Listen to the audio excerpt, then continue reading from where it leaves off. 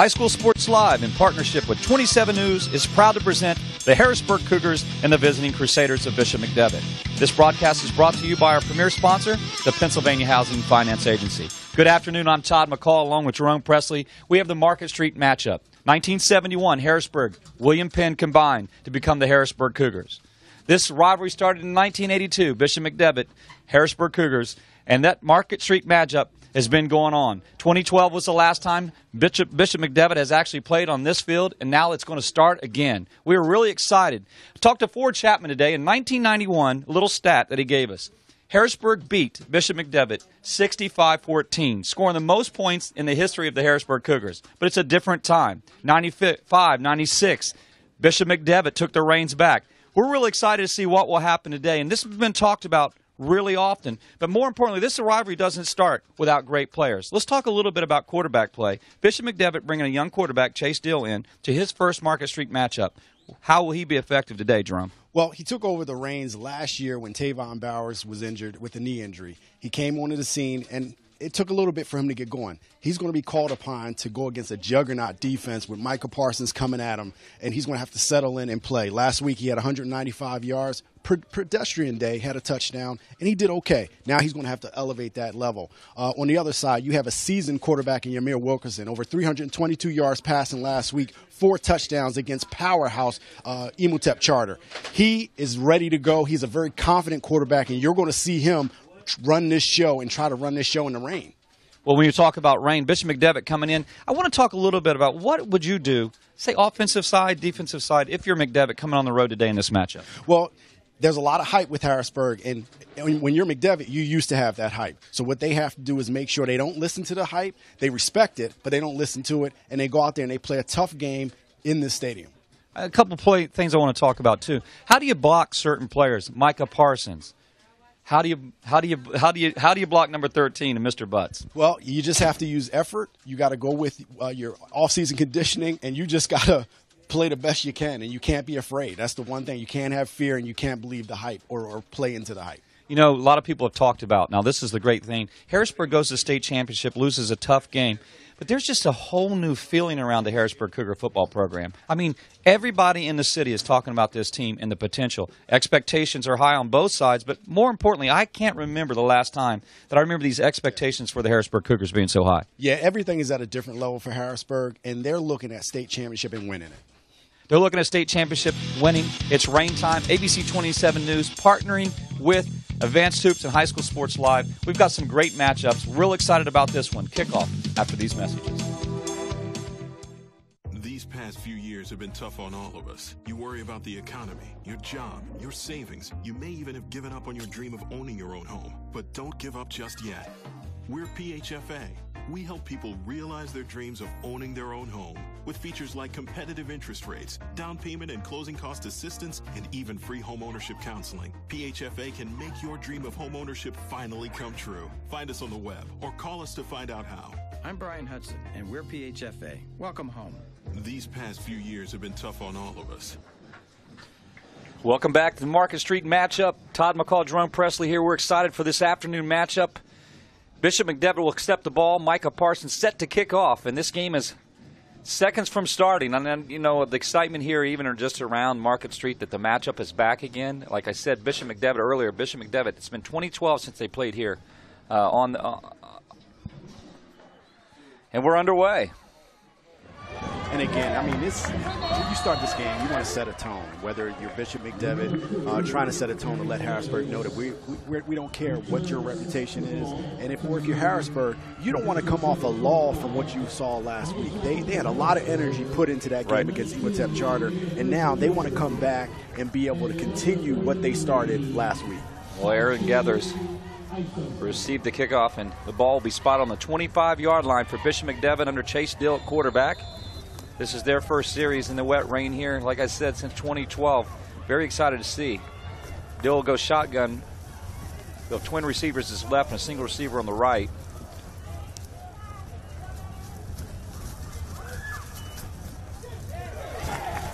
And the pressure's on. He's going to roll out, dump off, and made something happen.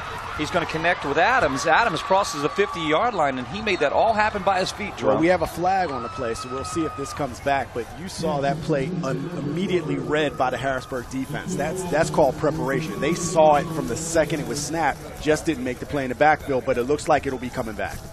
Today's referee is Matt Fries, umpire Mark Bennington, line judge Sean Pugh, head line judge is Ty Chrisman, and our back judge is Steve Rumberger.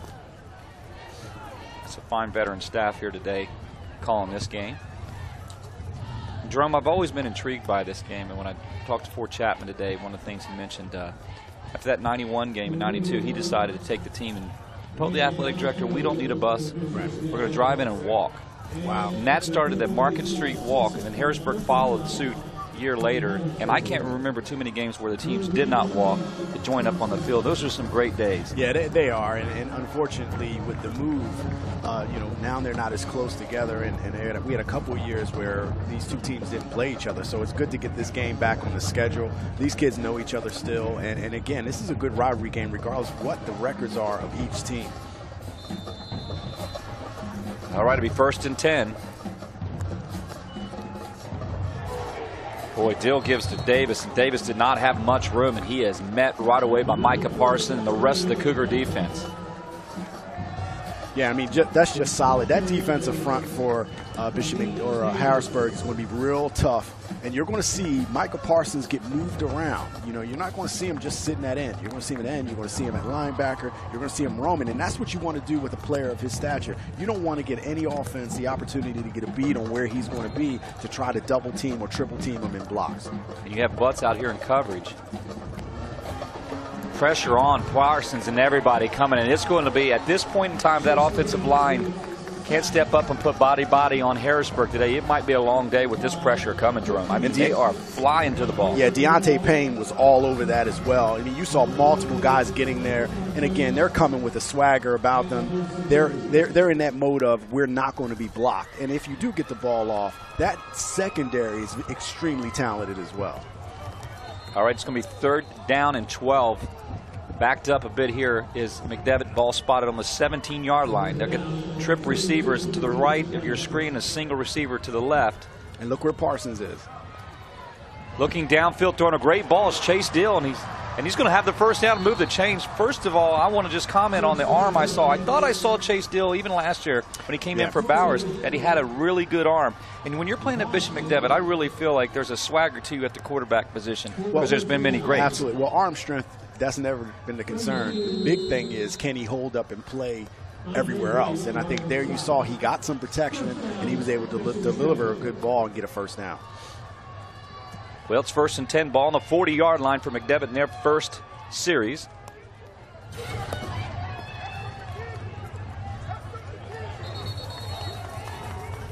Well, the give was to Davis. That's his second carry. And once again, you have Parsons on the play, Payne on the play. It's going to be hard sledding trying to run on that front four all day long. And again, when you pass, one of the things you try to do sometimes, maybe get some quick hitters to try to slow down that pass rush. Maybe some draws, maybe some counters, maybe some screen plays to slow down that pass rush. Because right now, they are coming relentlessly. Well, up front is Grady, Petrusa, Dewar, Morgan, Solista, Cash, Donnelly, Davis, Adams, Burnett, Becker, and Dill is the offensive starters for Bishop McDevitt. I really feel Morgan and Grady and Petrusa got their hands full in the guard and tackle spots today. 9:15 play, ball spotted on the 40-yard line. And Todd, if you're Bishop McDevitt offensive line, you got to look at this as an opportunity to go against some elite pass rushers, some elite linemen. So you got to take that upon yourself to say, you know what, I'm standing in there and I'm going to do the best I can. And this is how you show what you can do, is against a defense like this. Well, Dill was looking downfield to his favorite target, Nazir Barnett, and there's flags on the play, so I don't know. It's going to go against Harrisburg, pass interference. No, I think it's going to be an unnecessary roughness. Which take that back. I don't know. I mean, that come on. That's a little touchy to me. I don't know. That didn't seem like it was much. They called that on. Did they call that on and there wasn't much contact. It was one of those situations where the defensive back didn't realize. He's looking at it. The ball goes over his head. Okay, little tap there. That was a tap. I mean, this is football. I think you've described it. The ball's on the 45-yard line. 1st and 10. 9 minutes to play. And Harrisburg's going to jump. Chase Dill's getting them with a count. It's a hard, slow count. You can say he drew him off. And that's it. You got to watch the ball. And again, McDevitt's going to do everything they can to gain some momentum and see if they can, even this playing field from all this hype that's coming from Harrisburg. Adams and Becker are spread right on your screen. Man, not much room. That running game is going to have its share of time. That's Ray's Diggs. C.J. Ray's Diggs on the carry on the left side. And linebacker Bernie comes up and makes the play. Yeah, so Bernie came and got pursuit. But it's a good gain. 5 yards on the play. So, again, right now we're saying McDevitt, with the help of some penalties, they're able to sustain a drive right now and keep that the high-powered offense from Harrisburg off the field. 2nd down 3. Man. Met the whole wall the right side of the defense. Not much there for Diggs. And you see penetration. If you look at the Harrisburg defensive front, they're firing off the ball very fast, very quickly, and they're getting into the teeth of the offense almost immediately. So you have to, as an offense, you have to be a little bit stronger. We mentioned some key players really today. We thought that the play of the quarterback today, but more importantly, I want to say the play of the offensive line here on the McDevitt side has to come in factor. Deal, nowhere to go. Parsons writes him down for the backside, brings him down. And let's give credit to number 30, Cameron Williams. He comes up and gets initial penetration, which allows Parsons to do his part and get the sack on the play.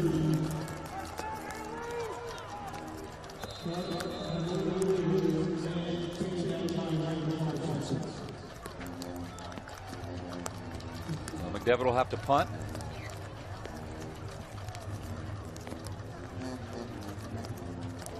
Boy, he did not get much on it.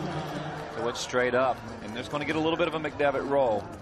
Didn't we see that last We saw a lot of those last night. We saw that last night in the Cumberland Valley Coatesville game. Punting has been an issue in our first 2 games. And that's when you have a solid punting game. I mean, that's a weapon, and you definitely want to get those guys. Get them in a better place in the season. Right. It's early in the season, so you're hoping that'll improve. But we saw a high, very low, or very high, not far punt yesterday. I think that one, I don't even know if it went 10 yards. And this one, roll helped. I think this one went 8 maybe. First series for Harrisburg Cougars. Wilkerson, shotgun formation.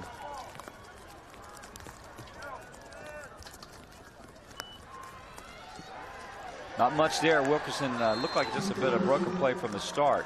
Yeah, that play was doomed from the beginning. Maybe a miscommunication on the offense. And again, I'm really excited to see Wilkerson up close and see what he can do. He's, he hasn't had, tons of recruiting interest at the moment. I believe that will change very quickly with the game that he had last week. You come out here and you prove yourself again and do it week in and week out.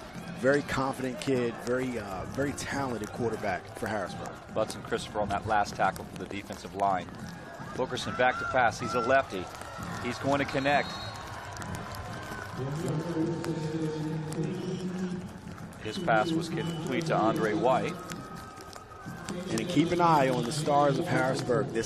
And their big play guys everywhere. And let's say this, Todd. Harrisburg has never, they never had to worry about athletic talent. They always had talent. You can go back decades. They've always had supreme talent. They pump out probably more players in the state that goes on to play Division I football.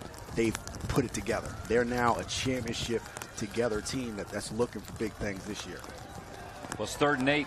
Parson will have his carry bouncing around the 30, crossing the 40-yard line, still on his feet over the 50-yard line, And that has been a big difference in the backfield for Harrisburg, putting Parson, giving him the ball, and running hard. He ran a little bit mad right there, Jerome, to be honest with you. Well, he's 6'3", 235 pounds of solid rock. And I think when you see a guy his size, you may underestimate how fast he is. He can run. We saw him at the Penn State camp last year, burning 3- and 4-star recruit cornerbacks as a receiver in that camp. So we know what he can do athletically, and he just proved it. He just gets north-south.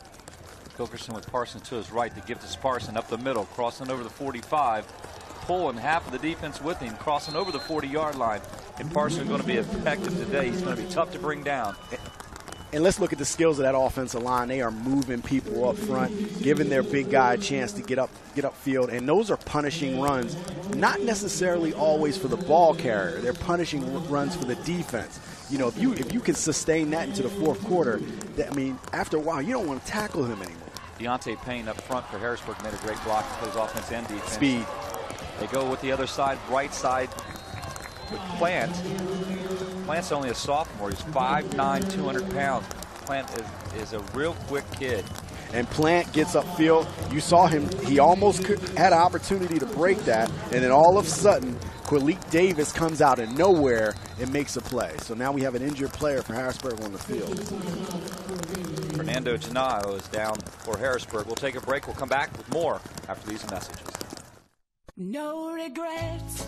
If only she'd parked in a garage. If only they had the chimney cleaned. If only they had Erie Insurance. Erie is seriously good insurance that treats you fairly and goes above and beyond to make you feel like your auto or home mishap never happened, at rates that'll save you as much as the other guys. So get a quote from Erie today. Because whatever your regrets in life, your insurance company shouldn't be one of them. Your local Erie agent is Capital Region Insurance Agency. Get a quote at 717-731-1142. Well, welcome back to a rainy Harrisburg High School, and I'm glad it's turf down there today. Yeah, definitely. We wanted to highlight a few of the key players you'll see on both sides of the ball today. More importantly, right here, McDevitt, Chase Dill, 195 yards, 2 TDs last week. Quilique Davis, 2 TDs and 50 yards on 8 carries. And Tanias Becker, the receiver, they're going to go to him very often. And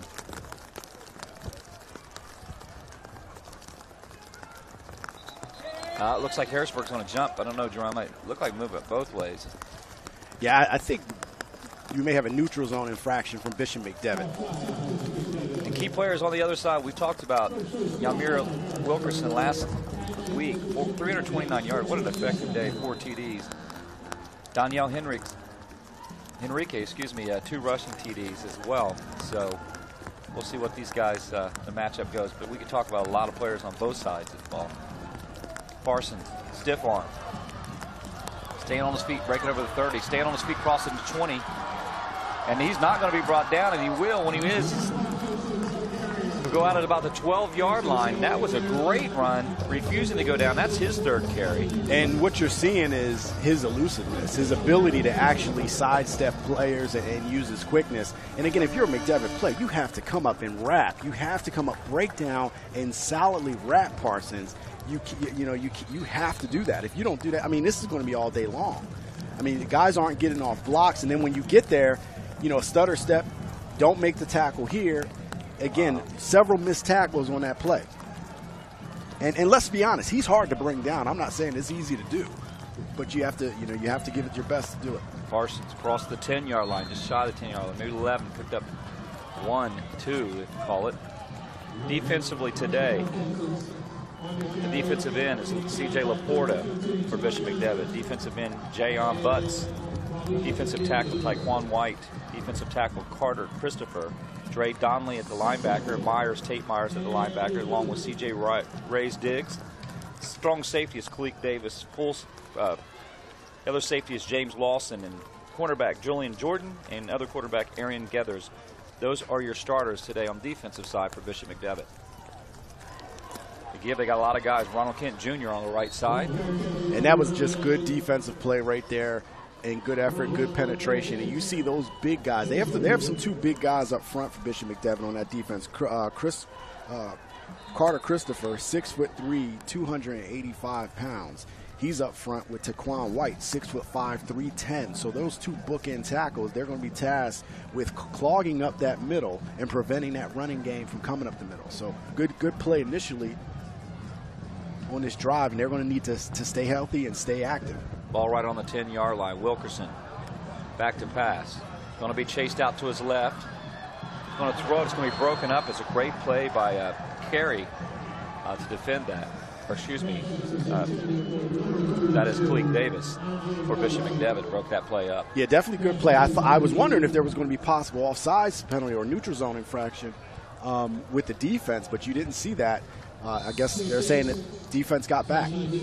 Wilkerson was looking plant out of the backfield the whole time, and he had to roll out to his left. And went. He actually wanted to go to Andre White, who actually played at Susquehanna Township last year, is now in a Harrisburg uniform.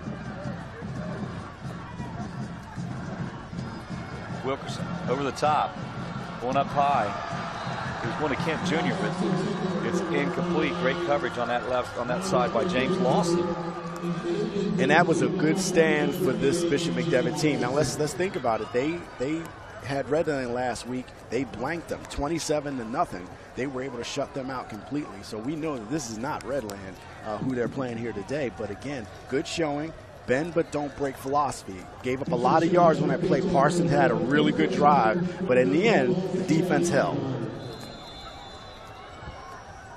Well, McDevitt will have the ball back. I know they feel pretty happy about that hold, like you said, Jerome. I mean, the ball's on the 10-yard line. You've got Micah Parsons in the backfield, and they came out with a hold. That is a great defensive stop for Bishop McDevitt. If you're a Bishop McDevitt fan, a lot to be happy about on that stop. And there's flags down again. We've seen sloppy play the last two nights, but that was to be expected. Early game season. But penalties will just kill you. You saw it so much last night. Coatesville goes up 14-0 on Cumberland Valley, and the penalties killed them. Yeah, you're right. I mean, and it's early in the season, so you're going to see some level of that. But it drives coaches mad when they have to continually deal with that, and it hurts your drives. And we saw that, like you said, last night. Coatesville had opportunities, and they just kept shooting themselves in the foot with penalties. And again, you got to keep those penalties down. Bishop McDevitt is backed up against a very tough defense.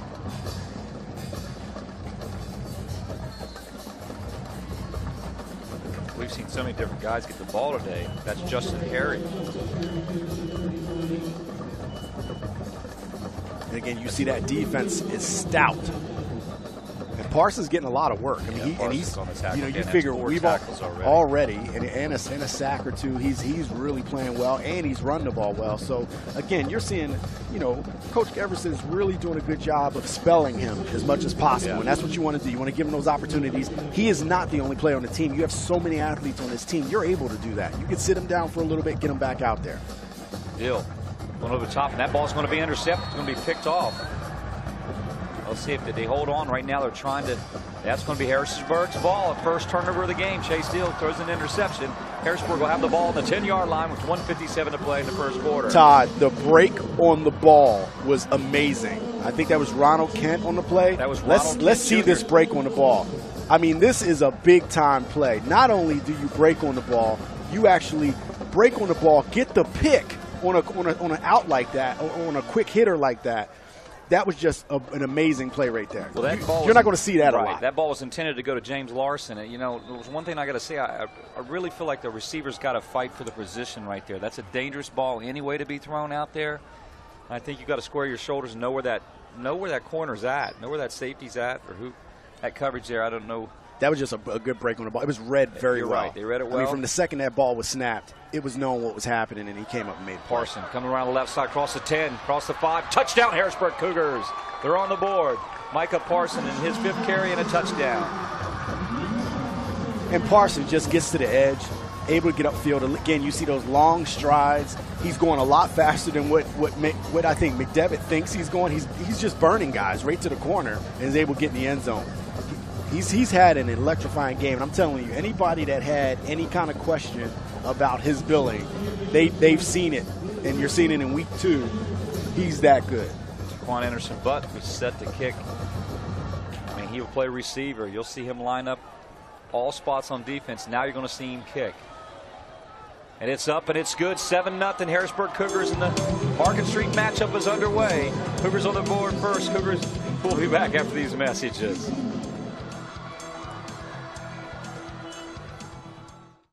Hi, I'm Brandon. I'm proud to help save lives. And I'm Brandon when he was in 8th grade.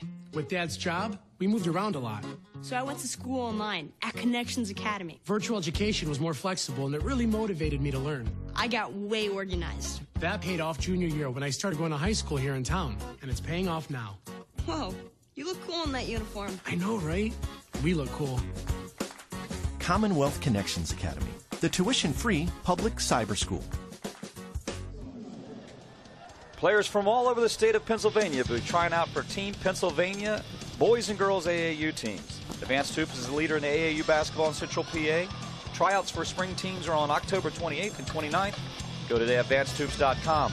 Also, starting September 9th and 10th, Advanced Hoop is offering game-ready 3D basketball training. Advanced Hoops shooting, crossover intensity, plus position classes will get players game-ready for the upcoming season. Secure your spot.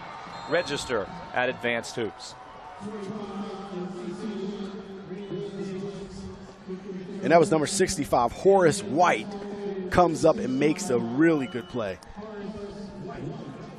on the return. And again, as a McDevitt team and as an offense, you have to see if you can find some continuity. Right now, you tried to run the ball.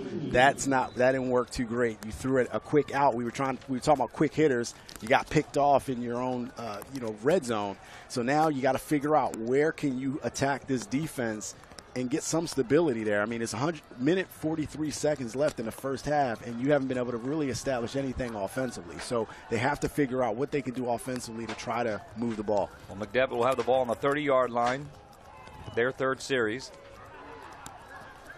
The give is to Cleek Davis, left side, and nowhere to be found. Coming up to make the hit is Bernie, the linebacker. And he's a junior. We've called Bernie's name a lot of times, and I'm going to tell you what, against Harrisburg, going wide is going to be difficult. I mean, with the speed that they have over there at all levels, from the line, defensive line, to the linebackers, and then to the secondary, getting wide on Harrisburg is going to be difficult. So, again, attacking this defense, they have size up front, they have speed on the outside. It's going to be difficult. But, again, McDevitt is trying a lot of different things to throw at Harrisburg at this point, and just nothing's been successful. I mean, there's two guys defensively that you don't, you mentioned, but you don't hear as much because it's easy to talk about Parson and Butts, but don't forget Payne and Chisholm. Oh, yeah. Jeff Chisholm and Deontay Payne. These are two other great guys that I think you, honestly, college-wise, can play at the high next level. We've got a lot of guys on this field today, especially in those black and silver jerseys, that are going to be playing at a lot of different places. Right. I mean, size, speed, you name it. And now, with the addition of guys like Andre White coming over to the team. Hey, our next broadcast is coming up. We're off this next Friday night, but we're going to come back strong on September 15th. Hershey versus Milton Hershey, 7 o'clock. I'm excited for that one. I'm also excited to see what Milton Hershey has losing Keontae. Keontae was one of those fun players to watch. Yeah, definitely. We talked about him last night and what Milton Hershey brings to the table. They lost to CD East last night, but it was a very good game. It came down to the wire, so they showed that they can hang in there against a big school. So that'll be a good game to watch and see where both teams are. Maybe we're going to run down some of last night's scores here in a few moments. It's 102 to play the ball on the 27-yard line. 2nd and 13 for Bishop McDevitt. Twin receivers on your screen, single to the left. Dill back to pass with time, firing over the middle. The ball was going to be caught, and then a great breakup on that play. Bunce was on the play to break it up. McNeil and Gant was on the play to break it up. And the intended receiver was James Lawson. So one more time, Dill throws a ball, strong ball. It's Ronell Gant made that play. Let's see that one more time as he comes up just full speed. Yeah, Gant coming from the safety position. Bam. Tucked his shoulder. Everything was good. A good illegal hit. That might make the hit break. 3rd and 13. Boy, man, I tell you what. There's Mike Parsons with his second sack of the game. I think it's the quarterbacks just go to him, like they kind of go to him in a way, because they scramble away from wherever they are. What do you do? What do you do? I mean, I don't. What do you do? You know what? You just keep playing. I mean, that's what you do. You try to keep playing. Can I say I feel a lot like that when you get on me about my workout plan? Like, I don't know where to go. I don't know how to get away from you. When you say, hey, was that 2 hot dogs you just had or what? You know, I was up here in the booth working with Jerome sometimes. It's tough. You know, he's doing setups between break, and I can't really find I don't know. I can't really get into flow with you. But we're going to come right back. We hope Chase Steele's all right. We got a down player. More after this message. Groff Tractor is your full-line equipment dealer representing Case Construction and many other leading brands, serving the total sales, rental, parts, and service needs of its customers. Groff Tractor paves the way for your projects from start to finish. With 11 locations, Groff Tractor is always close by your equipment needs. Groff also offers 24/7 field service. Groff Tractor is your #1 source for everything under construction. Welcome back. We hope Chase Steele will be okay. McDevitt is set to punt. 43 seconds here in the first quarter. They're gonna almost platoon the punting position. John Fauner's now on. Bryce Connor kicks a little bit. I think Harrisburg's going to take a timeout. I don't know if they had maybe too many guys on the field, Jerome. I'm not sure. I don't know if they had someone back to return, so they want to make sure they clean that up. And again, that's the early season, mistakes that you may see. Right. I'll tell you what. Let's talk about Calvin Everett and what he has done for this Harrisburg program. So. And I mean, he's coming here and he's established an amazing work ethic and discipline for his players, and you see just the elevation of talent.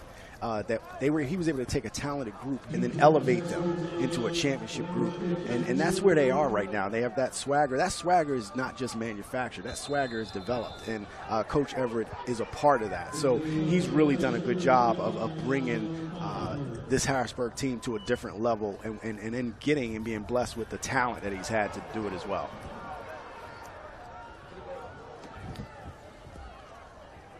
All right, takes a big McDevitt roll. I mean, giving the ball back to Harrisburg right now, I tell you, that's you got to find a way. You got to find a way, exactly. I like to go inside the trenches once in a while and mention some of the big boys up front, but it's hard not to mention Tyre Butler-Stern. Now, he's a senior this year. He's 6'2", but he goes 310 pounds. Now, I want to give him a few more than 310. I'm going 320, I think he's taller than 6'2". This young man can block. Oh, he caves that whole side. Big. Yep. Nobody gets – watch 74. Any chance you get a chance. Right now, that's a great camera shot on him. Watch him and watch him. He just – look at it. The hole's open. Parson across the middle, across the 50. He's going to pull people with him over the 40-yard line. And what side did they run on? When you got a 300 and – I'm going to say 20-plus pounds, he opened the hole. The hole opened greatly by the guard. Tackle does their spot. Parson hits the hole very hard. Well, that line has really gotten a boost several times from several players. And you see up front, look at number 61 at center. That's Corey Jett. Corey Jett used to be a Susquehanna Township and moved over. Last year. And now he's even put on some more weight, more size, and he's pushing the 300-pound range. So he gives him a lot of size up front, and really is an experienced lineman. He's been playing since his freshman year. Right. So he comes to Harrisburg and is doing really well. Flags are down on the play. Plant got to carry. That's his second carry of the game. I think that's going to go on the Cougars. Another player up front, number 55, Jeff Chisholm, 5'11" or 5'9", 240. So, Harrisburg has some size up front. That line is a big line, and they fire off the ball real well. How about that name, Chisholm? You remember Ray Chisholm at Penn State? Mm-hmm. Great. We've had our share of players between both of these teams, Bishop McDevitt and Harrisburg, that have gone on not only to play at the college level, have gone on to play at the NFL level. The very thought of that is a prideful thing, and there's a lot of pride in football in Central Pennsylvania. Definitely. But glad to just have an opportunity to call that. We can go back to so many games that we've called, Jerome, where we've seen players and we said we think they'll play at the next level. And they have. Oh, they definitely have. I mean, that's what you're going to get here with these two clubs. And again, if you're Bishop McDevitt, you're not out of this. I mean, it's 7-0. Yes, things have happened where you have not been able to establish anything offensively, but you're still in this game. You just have to find some way to get something going for your team right now, and it's difficult. This isn't an easy out. I mean, you got probably one of the toughest teams in the state that you had to come on the road to play. So, you're not out of the game yet, but this is a good measuring stick for you. I mean, it really is. Really agree with you that. go to Redland. You had the Redland game last week. You paced them 27-0, and now you draw Harrisburg next in a powerhouse. And again, these guys are not, these guys are players, so they just have to. You got to elevate your play in a game like this. Let's go. Let's talk uniforms. You like the white on white with McDevitt? I have no problem with it. Both. I like both. I'm like a fan the gray of and both. the silver. Harrisburg's almost got that little throwback type uniform. Yeah, Wouldn't you agree? Oh yeah, I like definitely that. a throwback. That's the thing. You're seeing these schools put in some money. I mean, look at Redland last night. That uniform setup is really nice. Look at that throw up for Wilkerson. A toss up. Go get it. Ronald Kent Jr. He does. He's going to be wrestled down at the 10-yard line. And that was just a throw in which you just trust your receiver to go get it. That's where I say the receivers have to fight for their position. Let's see it again. Wilkerson to the left. He's throwing it up. Receiver goes, makes a cut back on it, comes back to get it, and is wrestled down. And Wilkerson had pressure right in his face, too. So he stood in there, delivered a ball. And, again, that's what you see from him. The scholarship looks are going to come for him. I mean, no doubt. I think him being 6'1", that some teams may balk at that. But I'm gonna tell you what, this guy can play, and he's shown it. This time McDevitt said no. Last tackle, by the way, was made by James Lawson. Parson on the carry. And that was just good penetration this time for Bishop McDevitt, led by Butts, Jayon Butts, and led that defense. And they were able to make a play on Parson and get a loss. He has 7 carries and a touchdown already. Parsons, 2nd down, 13.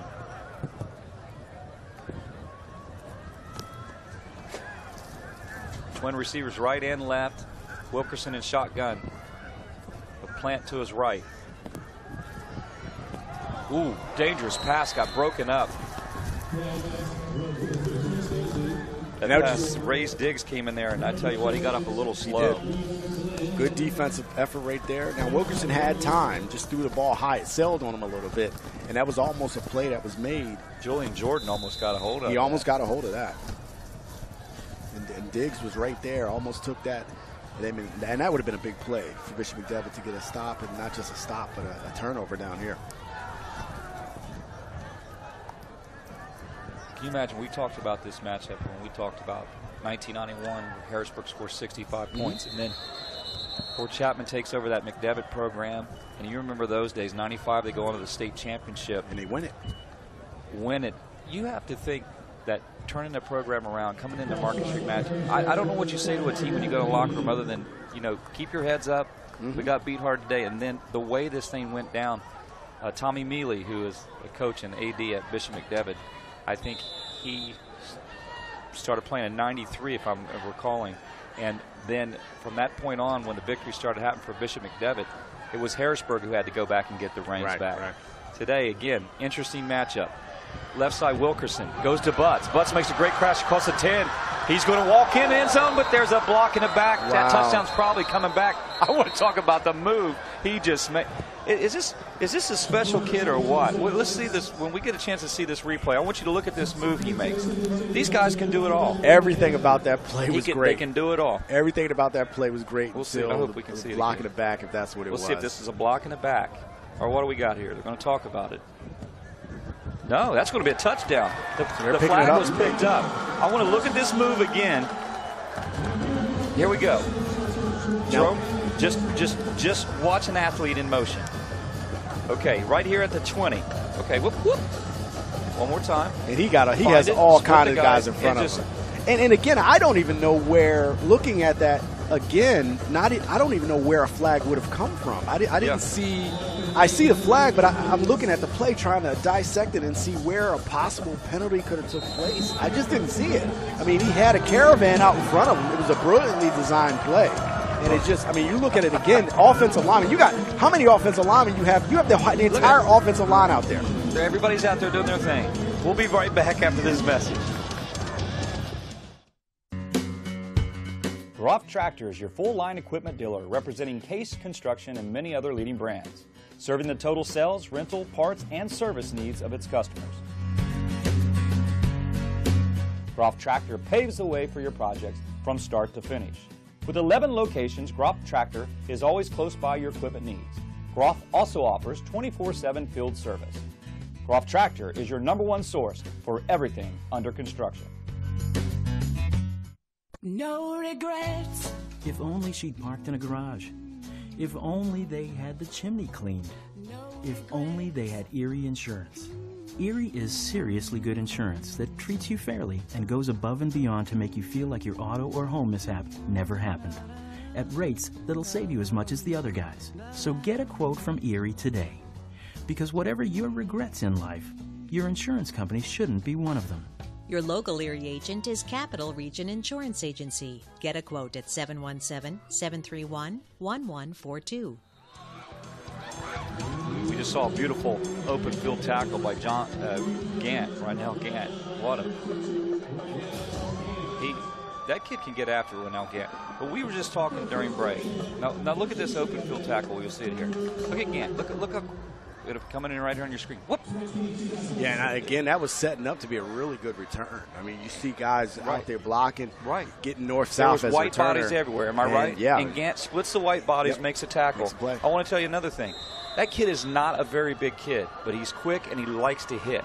You love kids who like to hit. But we were talking in the break that we think you can line up butts at about any position. Am I right? Quarterback, receiver, running back, defensive backs, corner, defensive end. Host of Cougars on that tackle, led by Andre White.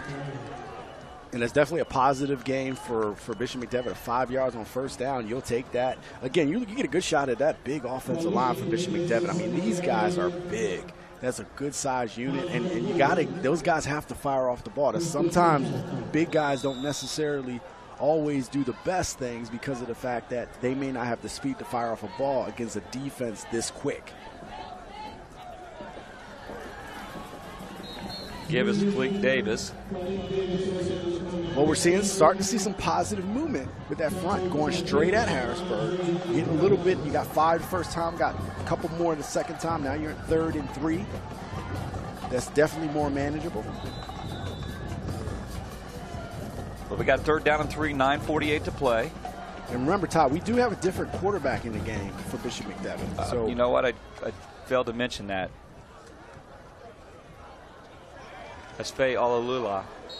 He's in. He is a sophomore. I didn't know if we'd see him today, but Chase Steele got hit pretty hard, and he has not come back. We have not heard about that injury report. Jake Kelly. Oh, I'm sorry. Jake Kelly's in. He's also a sophomore. They have 2 sophomore backup quarterbacks, so that's Jake Kelly in for Bishop McDevitt.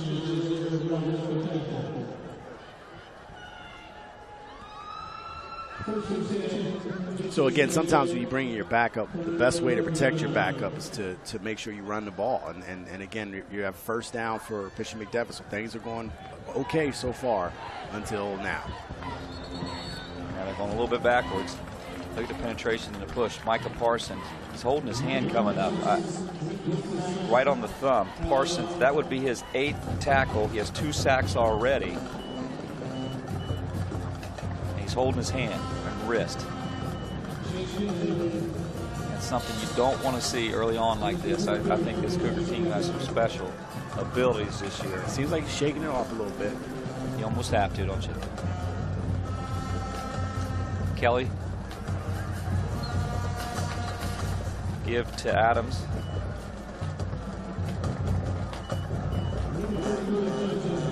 Well, that's Harrigan actually in the game. We've seen 5 different ball carriers for Bishop McDevitt today. And they're going to use them. They're going to need to use them against this defense. I mean, you may have to use 5 different ball carriers, a couple different quarterbacks. You need to use a lot of your bench against this defense.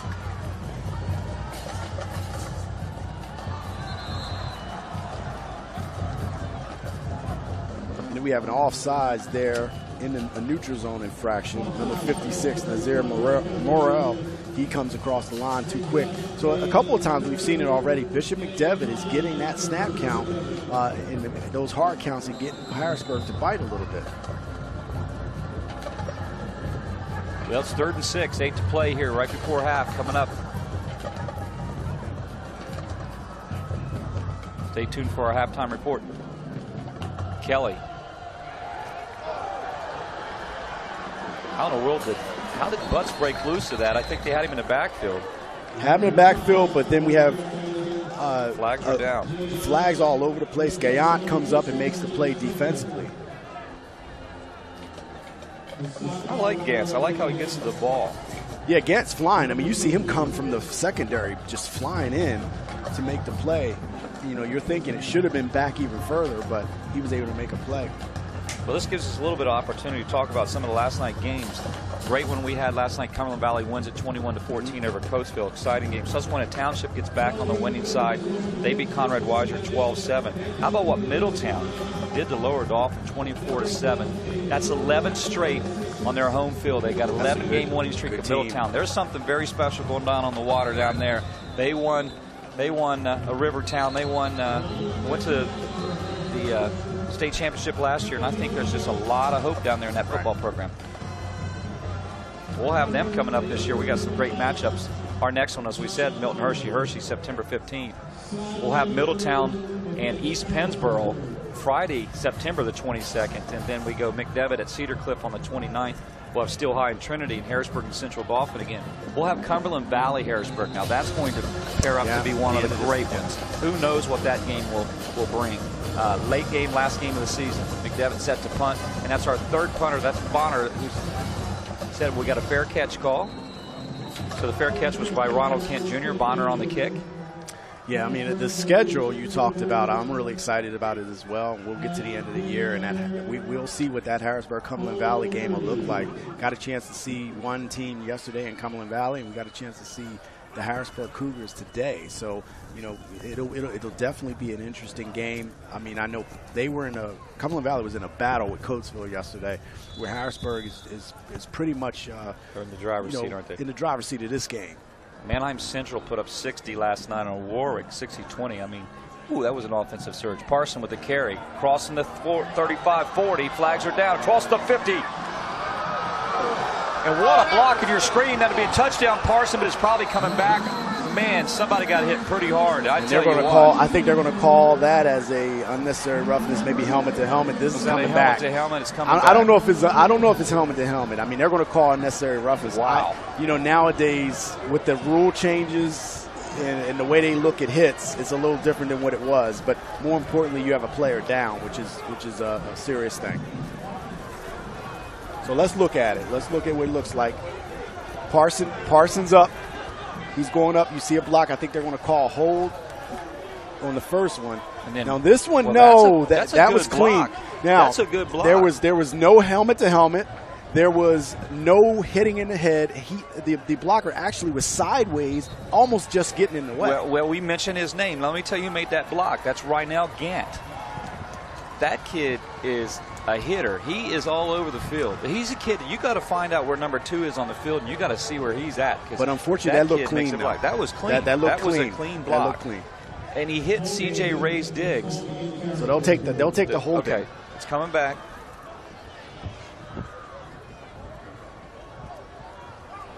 So here we go again. Another good chance to see the carry. The holding was called, and then again you see this block right there. There's no everything about that's clean, and you want to, you definitely want to make sure players are safe, and for the player that went down, you want to make sure he's okay. That's the first part of it. But that was a clean hit. That was not a helmet to helmet illegal hit at all. I mean, today when we do get to our third quarter hit parade time, there's been a lot of hits in this game already. We're only in the second quarter. Well, I mean, you're going to get that. I mean, sometimes you can get that the first play of the game.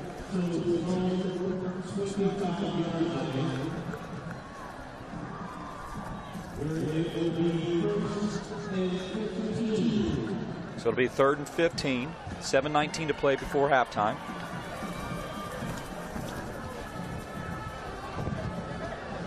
Coming up at halftime, stay tuned for our Highmark halftime report with our Advanced Hoops first half highlights and our Capital Region Insurance Agency halftime stats. We'll have analysis from our whole crew, so stay tuned again for our Highmark halftime report coming up here in 7 minutes. Harrisburg will have the ball on the 25-yard line. They'll be backed up 1st and 15. Wilkerson looking very calm out there today. Probably has every reason to be. He knows he has the support on the offensive line, not to mention he has many players that back him up. Our team PA Fall AAU tryouts are October 28th and 29th. Want more information? Go to advancedhoops.com.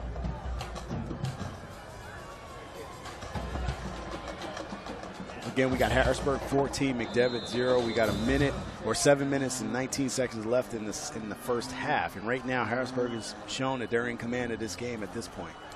Shotgun formation. Wilkerson looking over the top, but he has his receiver. It's going to be incomplete. He was going to Ronald Gant Jr. He really likes that target.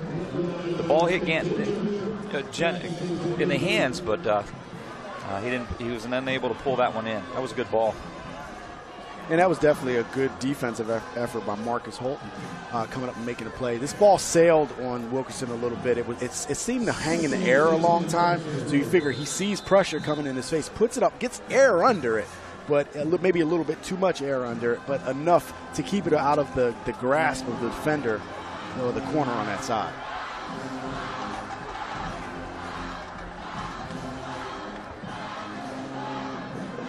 Shotgun formation. Trips receivers on the left. Wilkerson going to fire it. It's incomplete. He was going to Gant. Gant did not catch it. He was in traffic. Yeah, that's the one you got to pull. You know, he'll definitely want that back. Gant had it in his hands. You want to pull that in. That would have been a first down.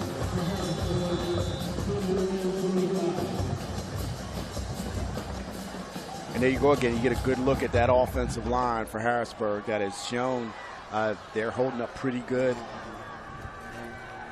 and doing a good job firing off the ball right now. They sure are.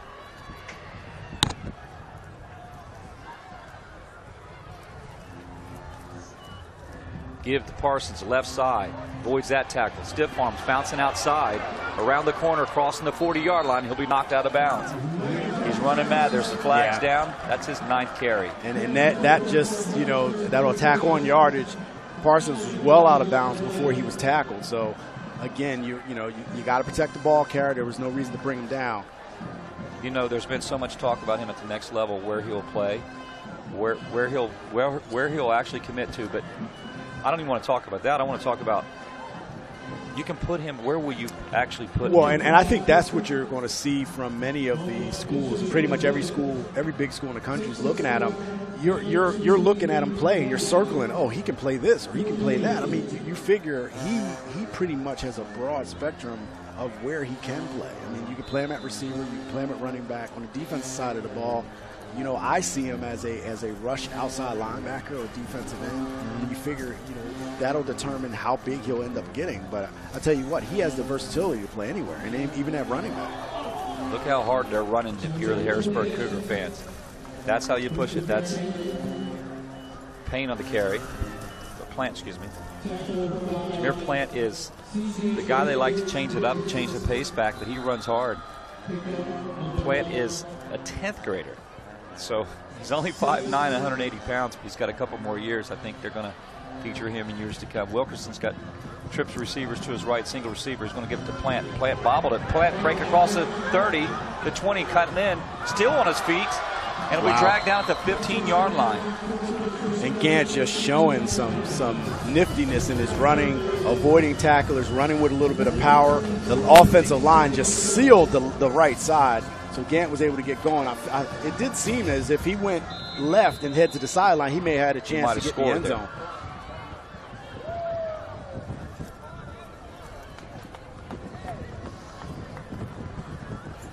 First and 10. And it's great that you can sit Parsons for a little bit, put Gant in, and Gant does what he does. And so look, they bring 23 right back on the field.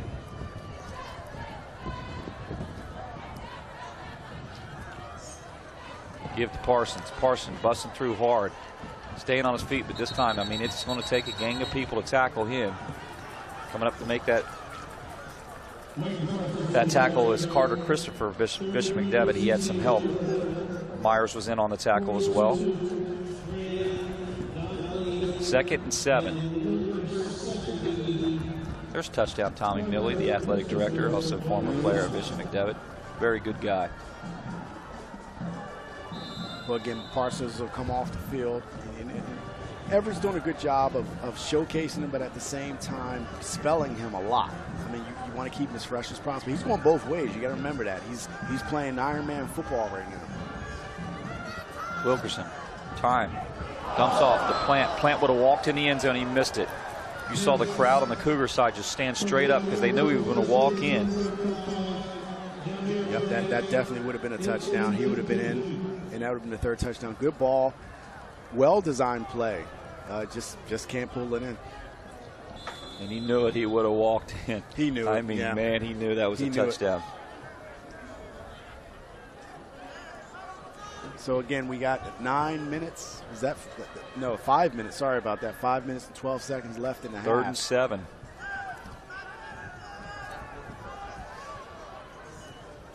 High snap.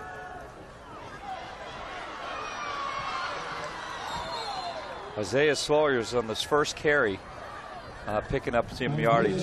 They try to get that jet sweep and get Sawyer on the outside. McDevitt did a good job of keeping contained and forcing everything and not allowing Sawyer to get that edge. So it's good defensive effort by McDevitt. It'll be 4th and 8. They're going to bring. Are they going to bring Butts on? Well, I mean, it's 4th and 6. I mean, do you go for this and try to get in the end zone? And it looks like Harrisburg is going to do that. Okay, they're going to go for it. If not, it was a 29-yarder. But no, they're definitely going 4th and 8.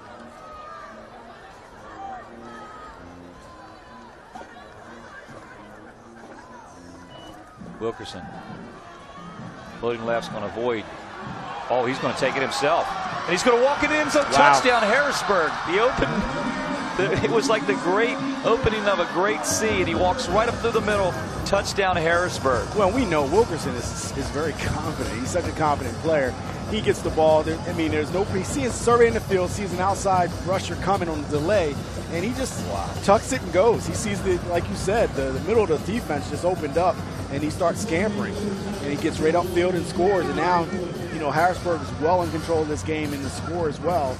And have an opportunity to go in a half, possibly 21-0, if they make this extra point. I think sometimes you just get out-weaponed, and Harrisburg has a lot of them. There's one of them, up and good by Butts. We'll have more after these messages here on ABC 27.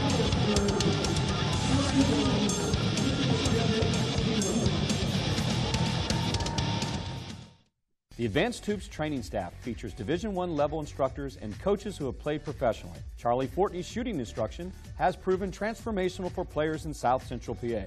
Gerald Jarman takes players to the next level in his dribbling and crossover intensity classes. Archie Smith teaches intense speed and agility and is very motivational. 6'9" Duke McCamey is excellent at teaching young post player technical skills around the basket. Over 30 years of Division I and professional experience. It doesn't get any better than that. Starting September 9th and 10th, Advanced Hoops is offering game-ready 3D basketball training. Advanced Hoops shooting, crossover intensity, plus position classes will get players ready at game level for the upcoming season. To secure your spot, register at advancedhoops.com.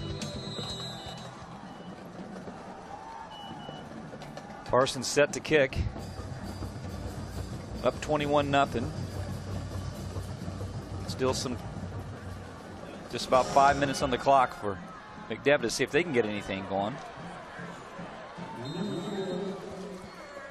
So, yeah, again, Harrisburg in control of this game. McDevitt, what can you do? You're down.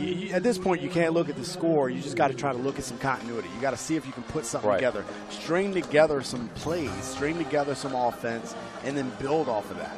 So you sometimes in situations like this, you want to go to what you would call bread and butter and just try to see if you can build something off of it. And again, it's going to be difficult to do against a team like this, but you have to do your best to try to come up with something.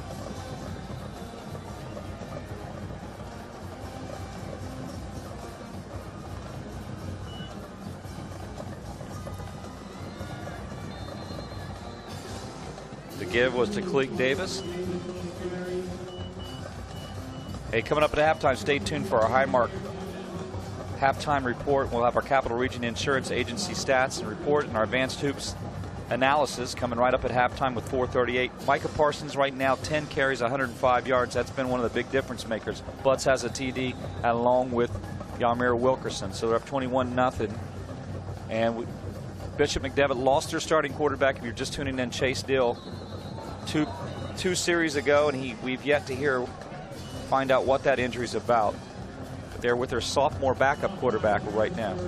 Harrisburg offsides. They'll be signaled for the offsides call defensively. And they got Bernie this time on the outside. So, again, this is what the third time that McDevitt's been able to draw that Harrisburg defense offsides. So, again, you know, as a coordinator, you have to watch for the ball. You have to look at the ball, not the snap count. And I know those defensive coordinators are not liking it. And I definitely know Coach Everett's not liking that. Jake Kelly, the sophomore quarterback, in. He'll put it up in the air for the first time, and it was dropped by Tanias Becker, the junior. He lost it. So again, I mean, you have to go at it. It looks like the rest of the way. Not only are you down, you have to go at it the rest of the way with your backup quarterback. So it puts you at another disadvantage on that end. So, you know, you're not full strength either.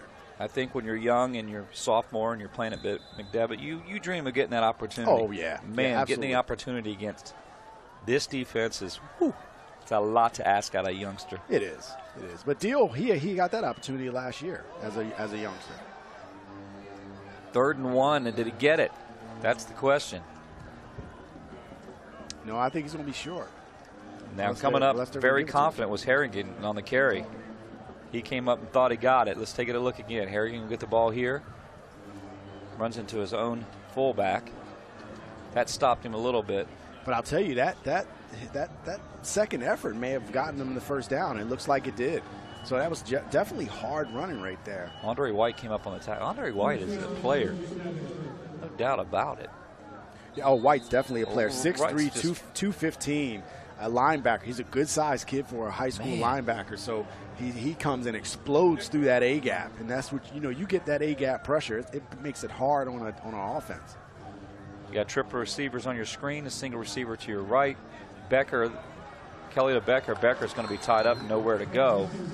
And making that play is Bernie, Once again, Bernie on the play. He's having an electrifying game. We're calling his name all over the place. Look at it, Bernie. Look at just pursuit, physicalness, and Becker wasn't going to get away from that. And then doesn't help that Payne comes over and climbs over on your helmet one time too. About it. Yeah. You know, Bernie 5'9", 200-pound linebacker, and he's all over the field right now. Yeah, they line him up in so many different spots. Kelly going to put it up. His pass is good to Burnett, Nazir Burnett. Burnett's been very quiet. He was a receiver that was caught up on a lot last year. Yeah, he was. I mean, especially, you know, before Bowers went down, he got a lot of looks in the passing game, and they're counting on him to have a big year this year, and he still can. You know, this game won't take that away.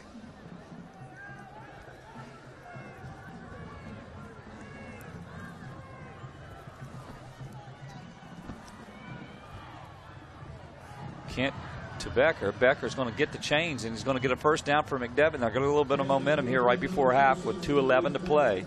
That'll be a first down. And that's positive yards. That's positive gains. You want to make sure, like I said, you got to put some kind of continuity together in your offense. And that's when you got a chance to get a first down. You know, yeah, don't look at the time or the game clock or the score. You just got to focus on stringing together some offense. You know what? We talked uniforms earlier. I like those golden cleats by McDevitt. Yeah, I didn't. Are you checking them out at all? Not everybody has the golden. That's the thing, though. I think if you're going with them, I like everybody. Well, I heard white makes you look like you're running faster. I did hear that. So you see in the skill position players from McDevitt, many of them have that white.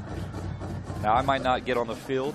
No, you don't. No, I want to tell you something, though. I'm going with the gold shoes if I got the chance. And you give me one chance on there, I got gold shoes on. Oh, like I sweet. Said. I'm not saying I wouldn't wear them. I'm just saying that you see speed guys. Some of the speed guys have the white on. Okay. Those guys. Listen, I'm with you. I'm not arguing. I'm just saying gold. I think I'm going gold. I mean. give up top there is to Adams. Adams is, well, I tell you what, he wrestled a few more yards out of it. He didn't quit. Give him a lot of credit. Yeah, that should have been.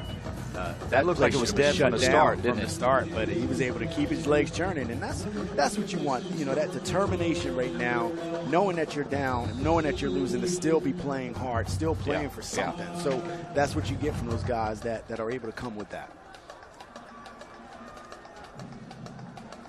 Gotta come with that fight. Kelly going to pick up a few crossing over the 50-yard line. And that's Williams on the tackle on the play, so it brings up a 3rd down. This will be another good opportunity on a 1st down for Bishop McDevitt. Get another 1st down. That means you're stringing together multiple 1st downs, which is not a bad thing with a backup quarterback. And Rosado came up, and Williams comes up and makes a great tackle. He's a senior for Harrisburg. Kelly, shotgun formation, trips to the right, single receiver. He's going to roll right, but no time. Coming up to make a great tackle. The whole defensive line is Jeff Chisholm, and then the rest of the defensive line. Yeah, I mean, it just seemed like the entire defensive line got in the secondary. So, I mean, Jerome, you look at some matchups. I mean, Harrisburg's going to have a big matchup at Cumberland Valley late season. We'll have them again versus Central Dauphin. I mean, as you look at this team and the talent base, and then you're getting a couple guys that were key players at other schools now here, you know, I mean, what do you see? I don't know if you can disrupt this much talent. Well, I mean, talent is one part of it.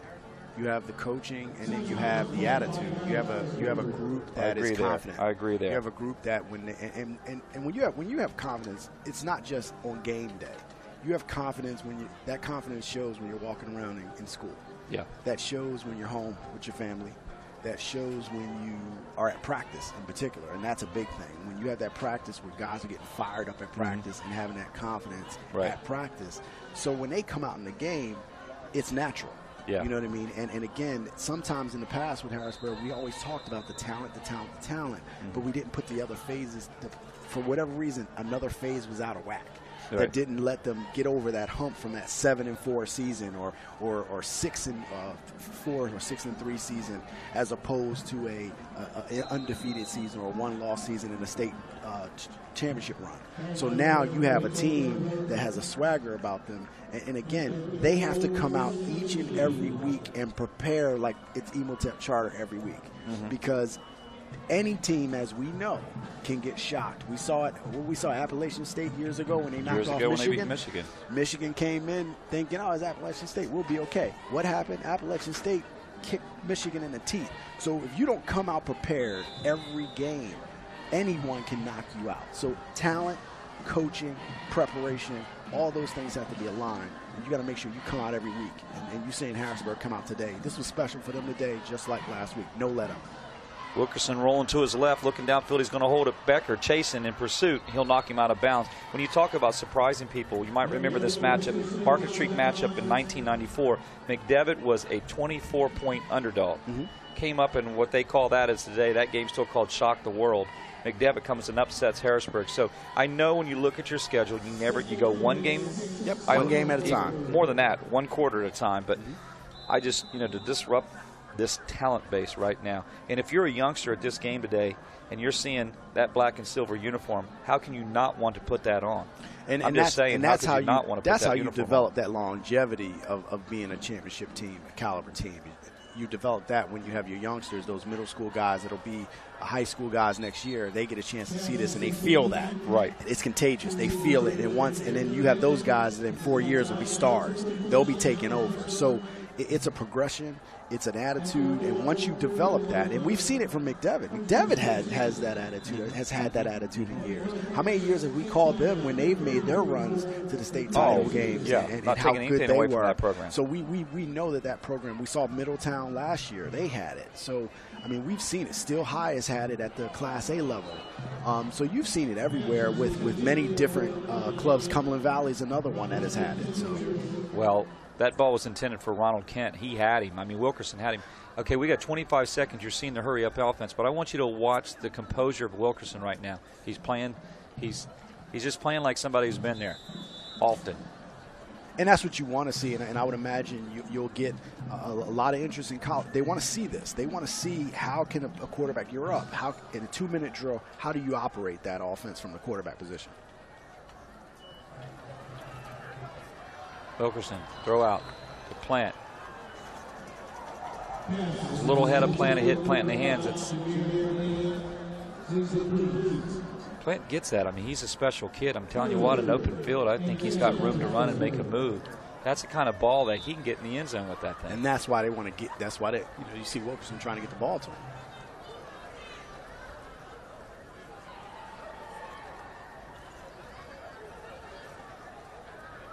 Harrisburg taking their time.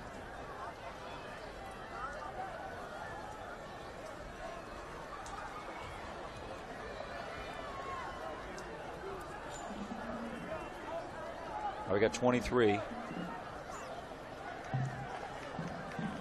Ball at the 31-yard line. Wilkerson looking downfield, throwing a beautiful ball up top.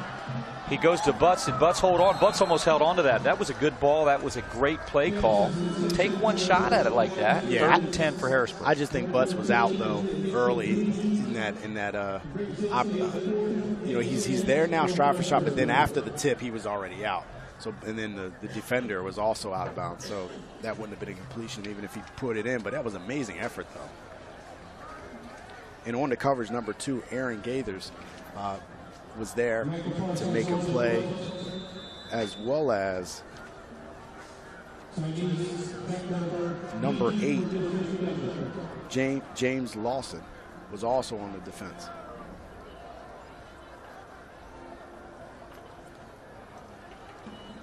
The snap was a low snap. Parsons still finds a way to get it off.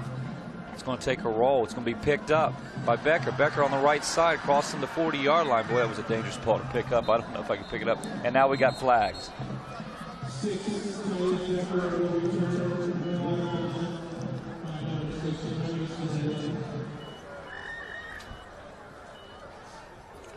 So we get a chance to see what this call is. And again, Harrisburg up 21-0 with 5 seconds left in the half. Well, coming up at our halftime, we'll have our Highmark halftime report, along with our advanced hoops and Capital Region Insurance Agency stats and analysis with Jerome and myself. Looking forward to talking about upcoming matchups as well, and not to mention what we see and what we think we'll see. That'll be Holding going against Bishop McDevitt. That's coming back.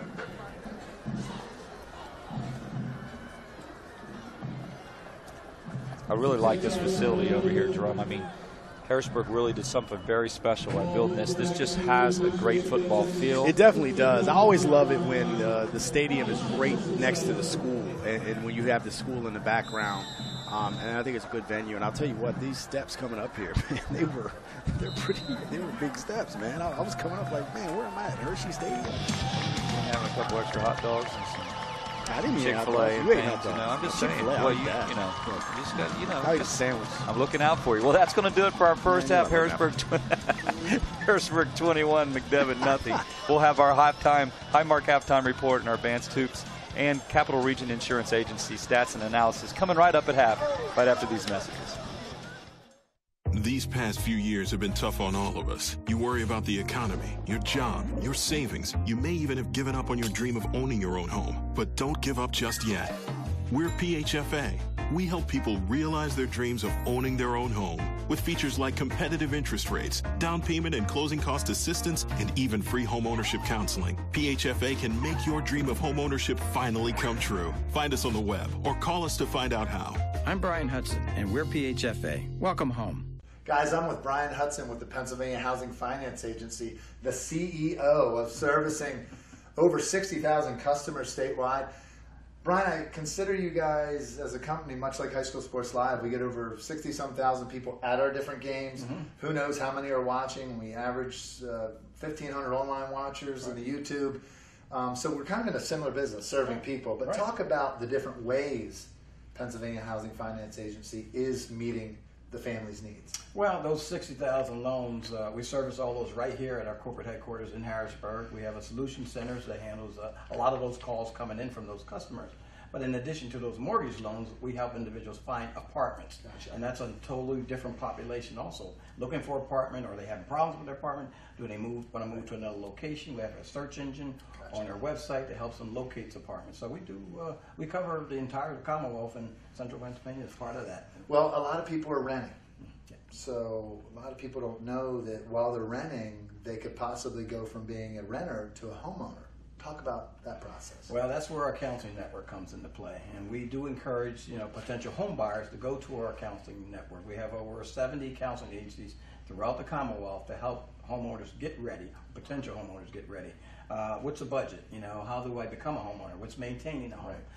They may not be ready right away, but we move those renters into home ownership, which is a great program. Where can somebody who's watching, because we have a lot of viewers, where can they go to find out how to tap into some of these services? On our website, www.phfa.org, we have a list of counseling agencies, and look for the one that's closest to your location. It's free. They don't have to pay for that, and they'll help them walk through the steps of home ownership to become a homeowner. Brian, we may have you come in the second half of the broadcast if you want to help commentate. I don't know. No, we'll let you sit and enjoy the game. But guys, back to you. It was a great interview with Brian Hudson from Pennsylvania Housing Finance Agency, and I'm sure there will be more. Thank you.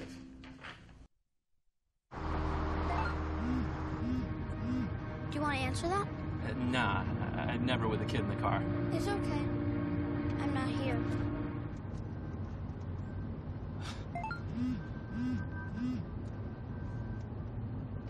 I'm there.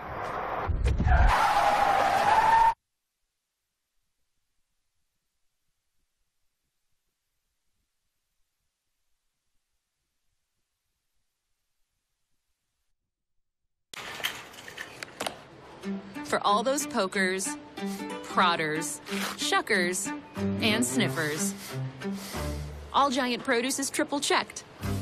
Farm, crate, and store. We're focusing on fresh, so you don't have to guess. My Giant. Save big on all of your game day favorites. Only at Giant, a proud sponsor of High School Sports Live. Every day, we pride ourselves in what we do. Hard work is put into every pre-owned vehicle we put on the road. We make sure they are all safe and reliable for your peace of mind. Your real value comes from the Hoffman name and the people that stand behind it. So if you're in the market for a pre-owned vehicle, just call me, Ryan. Today's broadcast is sponsored in part by Groff Tractor, Pizza Hut, Advanced Hoops, Highmark, Brenner Family of Dealerships, and the Pennsylvania Housing Finance Agency. Well, welcome back to our Highmark halftime report. Jerome, 21-0 here. We got heavy rain. The turf's holding up very well in this matchup. McDevitt lost Chase Dill in that first half. Right now, they're really struggling to find some answers. Yeah, I mean, they were struggling with Chase Dill, let alone without him. And now, you have to go against probably one of the top teams in the state with your backup quarterback. So right now, you're seeing Harrisburg. There's no let-up from what you saw last week against Emutep Charter. They've come out, and they have no let-up. So they've shown their dominance in this game. Well, when you talk about it, the dominance-wise, they're bringing a lot of pressure. Mm-hmm. They're playing assignment football as well, right. But they're playing fundamental with athletic ability, and right now the mix is dangerous. Well, I mean, it's a matchup problem for any team that plays them, for many teams that will play them, because they are stacked at every position. There's not a lot of weaknesses. They have size, they have speed, so how do you attack them? Right. So you try to run right at them. They have power. You try to run on the edges. They have speed. Micah Parsons has shown his dominance, as well as many members. We've called a lot of different athletes on that team that has done a really good job. So it's hard. Well, Micah Parsons, they got to find a way to stop him. He has 10 carries for 105 yards in the first half and a touchdown. Not to mention he punched the ball. He lines up in different spots on defense. He has 2 sacks. He's at 9 tackles and 2 sacks already. And then we haven't even talked about like a guy like Anderson Butts. I mean, he's got a touchdown today already. He's kicked 2 extra points. Right. And then he's been lined up everywhere, even as a receiver. when you got guys like that dynamically doing that, what do you do then if you're going to talk a little bit of a defense? If you stack the box, can you take an opportunity to go man-to-man in coverage if you're McDevitt? Again, you just got to try to play ball. The same thing applies on the defensive side of the ball. How do you stop so many weapons? And again, we've seen this flip. We talked about McDevitt the same way years ago. So, they know what it feels like, especially the coaching staff. It's just right now there's a talent difference, and it's against them this game. And again, you're playing against a team that they're hoping to compete long term for a state title. Well, when you look at the first half highlights, let's just take a chance to take a look at them. I mean, Harrisburg gets on the board. They had a couple opportunities real early. They get on the board pretty early, but this has led into the first touchdown with a great break on the ball, and that made a difference by Gant. Then Parsons on a jet sweep. He's not going to be refused when he crosses a 10 and 5 and dives in. That puts them on the board. They go up 7-0. And look at it again. This is coming at you square in shoulders. I don't think you're bringing him down. He was running a little mad and determined. Here, Wilkerson, with time, dumps it off to Butts. Now watch him. Whoop! Look at Butts make a move. Yep. Everybody's in front of him. He's got 300 pounds of blockers in front of him. And then, look at that one more time. And look at big number 74 laying a block at the end of this. Did you puts see the guy move, down. Very good move. And right here, Wilkerson, this is what I really love to see. We weren't even really talking about the elusiveness and the ability to run when you're Wilkerson. Steps back, sees there's nothing, makes a great move, up the middle, touchdown. They go up 21-0. That's where we are right here. That was our advanced half and Capital Region Insurance Agency stats and analysis. Again, Jerome, I mean, a rainy day in the Market Street matchup. McDevitt, if they could just find a way to get in the ball, maybe find a way to put something in the end zone, they might be right back in this game. Again, McDevitt, they can't focus on the score. They can't focus on anything else. The hype of Harrisburg, they just have to focus on stringing together consecutive plays and having success. And at that point, you're building off of the next success, off the next success, and getting you prepared for the next game. You know what I mean? So the next game, you're not going to have this juggernaut. So, they have to do that. And if they can do that, they'll be fine. Well, we got our second half coming up, but let's segue to just coming right up. We'll have our Advanced Hoops special report on our Advanced Hoops training coming this fall. More after these messages.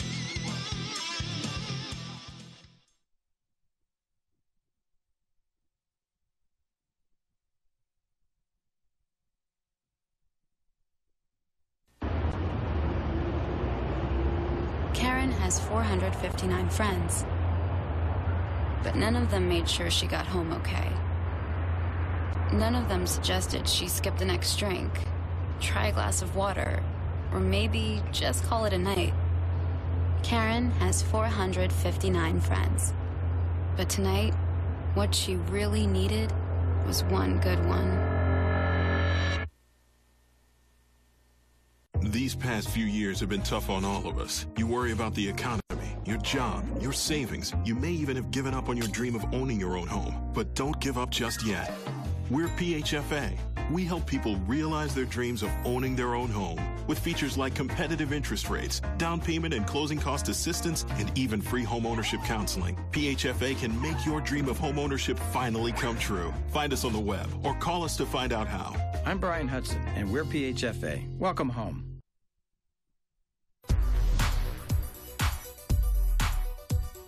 The Fall 5-on-5 prepares players for the winter season better than anything the Harrisburg area has ever seen. Advanced and novice players can get game experience versus competition that fits their level. This year's 5-on-5 will give players experience and teach players proper spacing and principles to improve their overall game. The Fall 5-on-5 class will feature an intense speed and agility curriculum each week, so players will have no downtime during the class.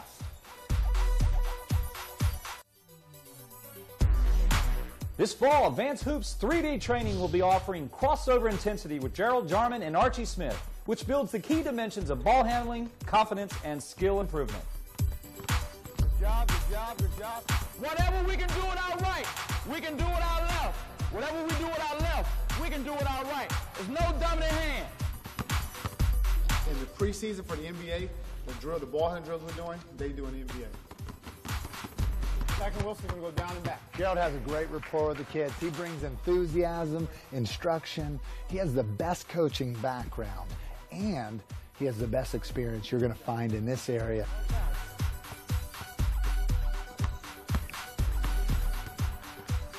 Not worry about nobody else but you getting better. Your friends at home, they playing Xbox, they playing PlayStation. Y'all in here getting better. 3, 2, 1. Archie's level of enthusiasm has taken this class to another level this year. Players will be challenged with 2-ball stationary dribbling, alternating 2 balls. 1 high, 1 low, even down and back, learning to control 2 balls. Then Gerald and Archie will challenge players with full speed crossovers. Look how beautiful that is. Discipline, technique. The stop and go move.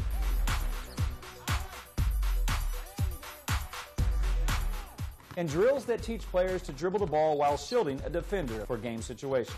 Control, explode. The 3D crossover intensity class with these guys will be fun, as you can see, but more importantly, power-packed, and any player that attends will leave with more confidence and an increased skill set. We have this class at every age level, and the instruction will vary accordingly.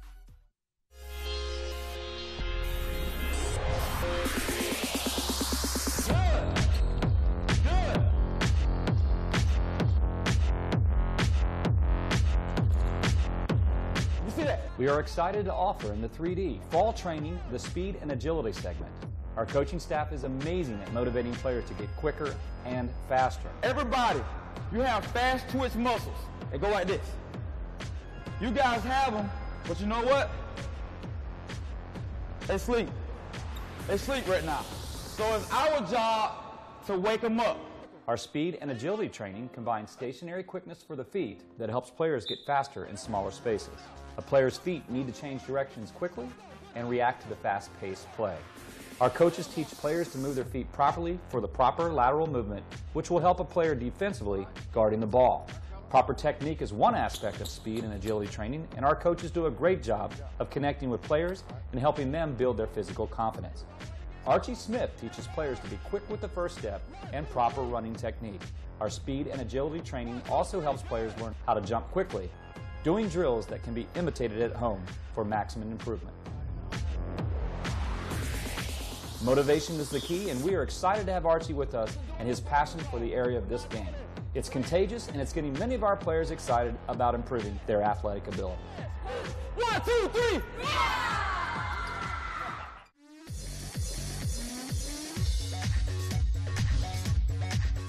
Circle in low, okay, and send all your momentum straight up, straight down. There you go.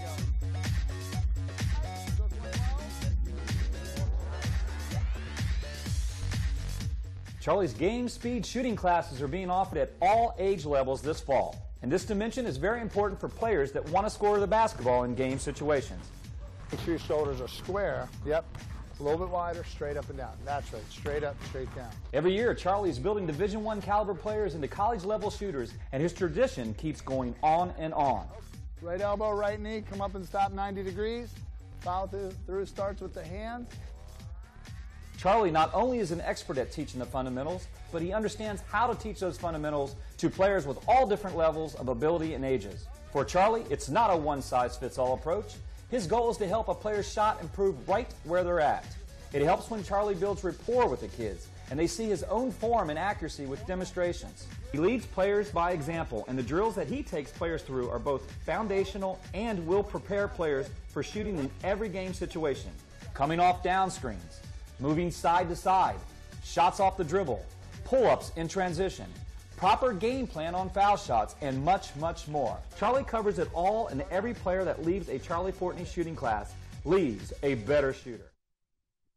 Hi, I'm Melissa. I teach 10th grade English. And I'm Melissa when she was in 10th grade at Connections Academy. That was the year my teachers changed the way I looked at literature. These books are amazing.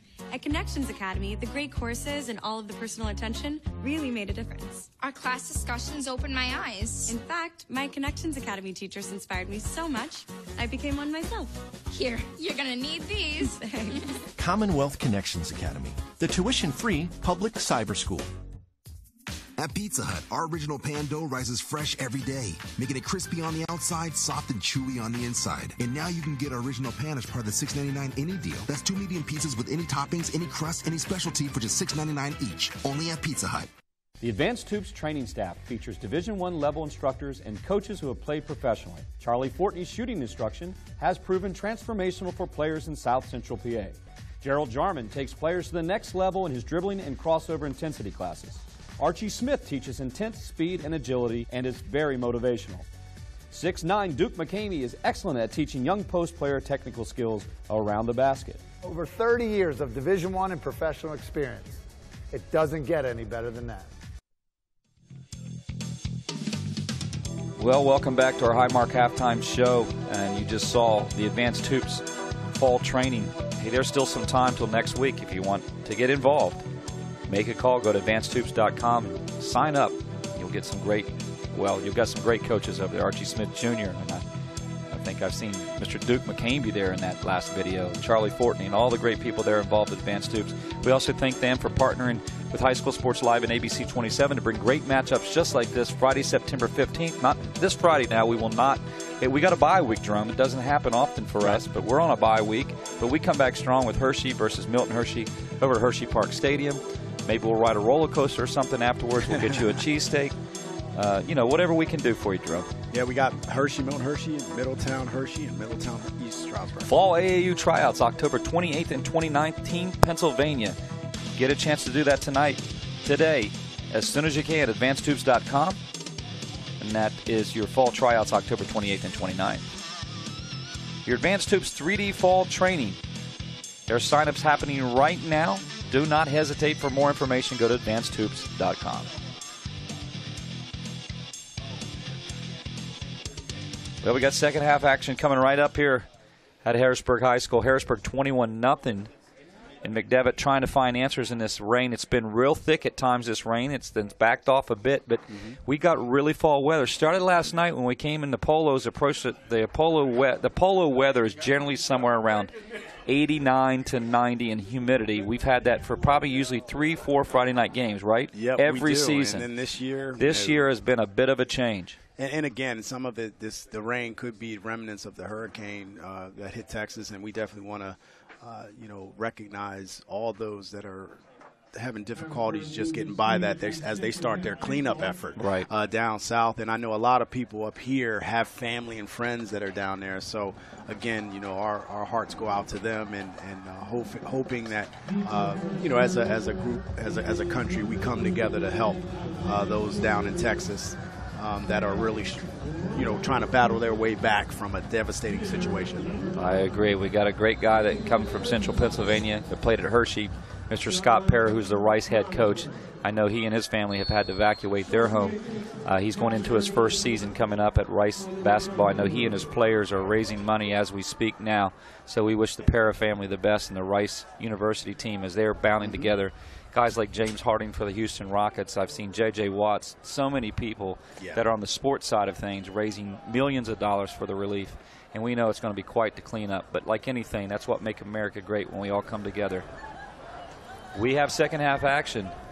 Ball on the 43-yard line. First down and 10 for the Harrisburg Cougars. Wilkerson looking over the sideline to get the play. And it's coming in.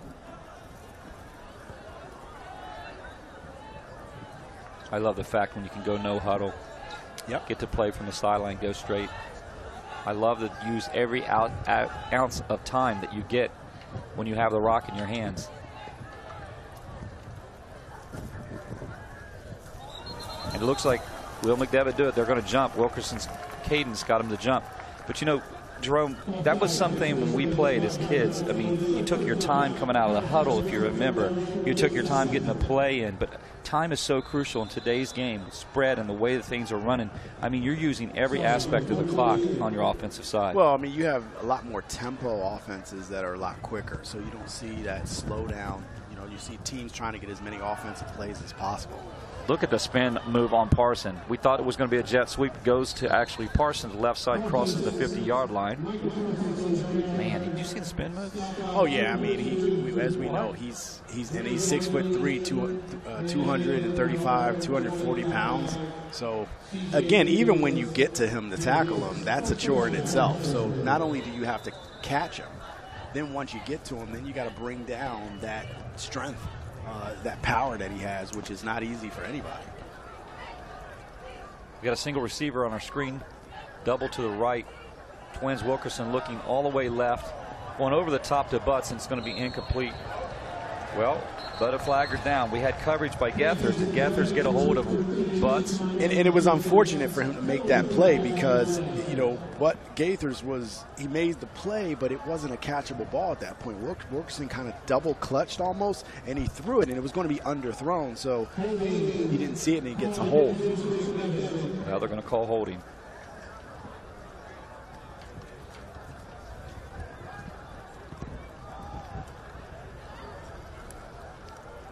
So, again, these players, I mean, don't be surprised, Todd, if you start to see as the game goes on, Harrisburg start to get their starters out and get some of these backups in the game. And, you know, you preserve your starters for the next week and the next game. So you may start to see them start to get those guys out. And there you get a good look at Parsons and the rest of the offense for Harrisburg. He's just got size. And you know, Corey Jett, you have at center. Last year playing at Susquehanna Township, now is got the center game here. He's an impressive center. I mean, he's cleared the way a lot today. He's got a couple good guys lined up in front of him, size-wise, on the other side of McDevitt. Yeah, Jett's had a good game up front. I mean, he's really solidified that center position. And again, he's an experienced lineman. You know, coming from Susquehanna, where he played a lot, especially early on at Susquehanna as a young player. And now he comes to Harrisburg and joins a championship team, caliber team, and he's able to contribute on the line as a starting center, which he was normally a guard before he moved to that position. So many times you have to teach those guys. They end up being the commander of your offensive line as the center. No doubt. So that's a big accomplishment for Jett to take over that role coming into a new school and a new team.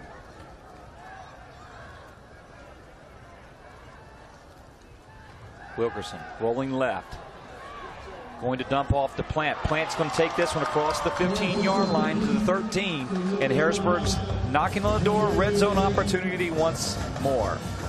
And you see Plant, when Wilkerson goes to the air game, it's going to be Plant. Plant is going to start off in the backfield. He comes out, gets lost a little bit by Bishop McDevitt, and he's able to get into the open field. And sometimes that's the hardest thing to the defense is that running back coming out of the backfield. Man. He went to Plant early in the first half twice. Plant dropped one that was an obvious touchdown. Plant with the carry. Plant crossing over to the 12-yard line, making it 11. And that was Laporta made a touchdown saving tackle there because Plant looked like he was going to get up further into the secondary, and then Laporta comes out and makes a good play.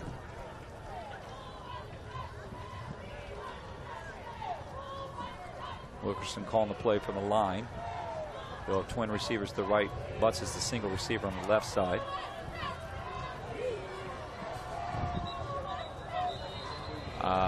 Looked like Andre White went early, missed the count. He jumped early on the right side. Andre White looked like he was going to run right down the middle. I think he had touchdown in mind. Maybe the ball was coming to him all the way, Jerome. Yeah, definitely. I mean, again, you're trying to think a little bit further ahead as opposed to, you know, staying pat.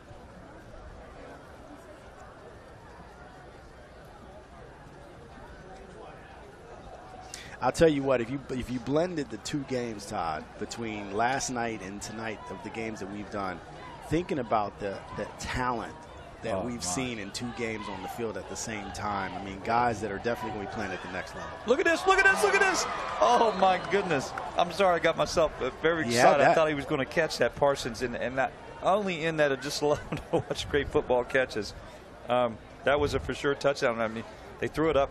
Wilkerson took a chance on throwing it to Parsons. Parsons was crossed, had the receiver cross his body and almost pulled it down. Yeah, Diggs was there, and then Diggs kind of held on a little bit. Wilkerson throws a good ball, which caused the pass efficient. And Diggs didn't get his head around. Diggs didn't get his head around, and he had his hands up in his face mask, and Parsons' face mask, so that will be pass interference. That was obvious. Have to get your head around. He was in good position. He just needed to get his head around.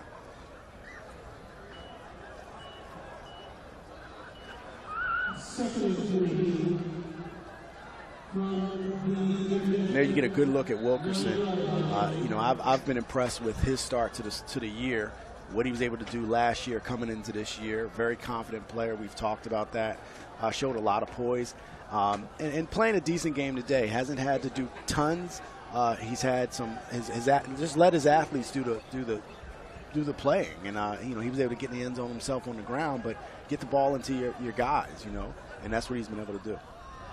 Wilkerson, he went hurry up. Enriquez, he had split out on the left side. The senior, he's 195 pounds, but to no avail.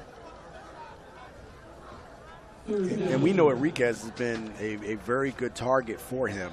I mean, he's had a good start to the year. 5'11", 185-pound, good size receiver for Harrisburg that can get downfield.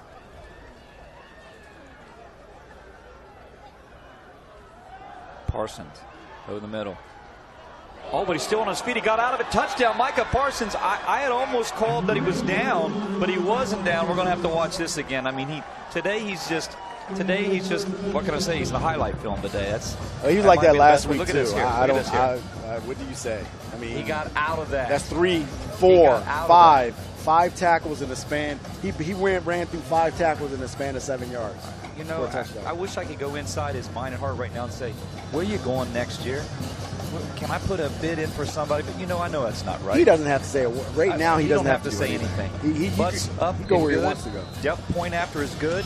Harrisburg on the board, 28-0. There'll be more coming right up on ABC 27 after these messages.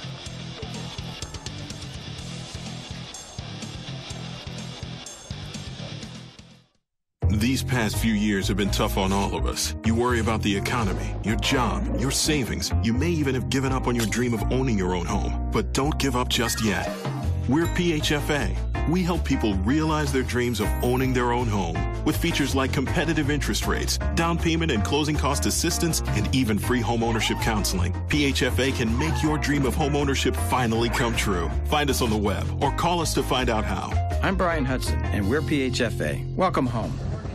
And welcome back. I mean, last night we're at Cumberland Valley, Coatesville. Who do we see? James Franklin in Central Pennsylvania at the game. There's no wonder he's in our backyard all the time. And he also went to Camp Hill to see Kuntz yesterday as well. So I'm not sure if he came from Camp Hill or went to Camp Hill after the Cumberland Valley game, but he checked out his other commit. So you have a head coach of a big-time program coming down the highway to see a couple of his players that's going to be coming to him. And that's kind of special. That's special. That's special. You know what? I might want to say this. He might be able to afford to leave right now since they're up 35. He could be here now. Visit now. What do you say? He might have been. He might be here. I mean, think about it. I mean, his team. I mean, he might not have even stayed at the game. I mean, he could have ran through the tunnel and then just ran right to his car, got on the road, and came here. So I want to say this. It's possible he could be here. If a head coach would leave his stadium in the middle of a game to come, I'm signing. I'm just telling you that right now. Yeah. I mean, you have to sign. I'm signing. But I mean, hey, Penn State is loaded. So I mean, that team, it's going to take. Akron would have to come with a special situation to come in the Penn State and beat them. So he's looking for a big season, but he's really trying to monopolize and keep Pennsylvania athletes here. I mean, you're starting to see the resurgence of Temple on one end, you see the resurgence of Pitt on the other end.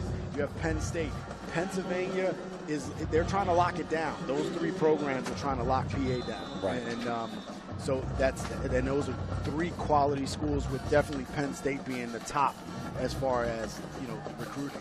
Well, Khalid Davis just picked up good positive yardage for McDevitt. Let's see if they can get something going. Ball on the 44-yard line, 1st and 10 for Kelly.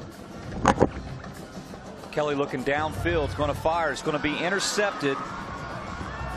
That was a dangerous pass. Enriquez is still on his feet crossing the 30-yard line, still on his feet crossing the 40, but he knocked out at the 45-yard line, and Harrisburg will have the ball back with good field position. And unfortunately, we have a player down early, and one of the linemen, it looks like, is down. So every day, we pride ourselves.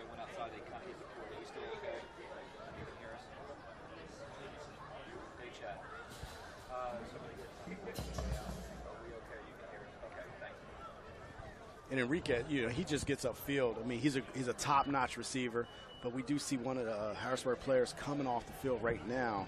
That's big number 56, Nazir Morrell, the 6', 240-pound senior is coming off. So unsure what's going on with him. We hope he's okay. Well, good sign is he's walking off, so Yep. that's at least positive. He's looking at his hand, so the training staff of Harrisburg. We don't want to see any injuries. I mean, these kids put a lot into getting out here on this field, so want to keep them safe. It's always a prayer. 46-yard line for Harrisburg. 1st and 10, third quarter action, 8:49 to play.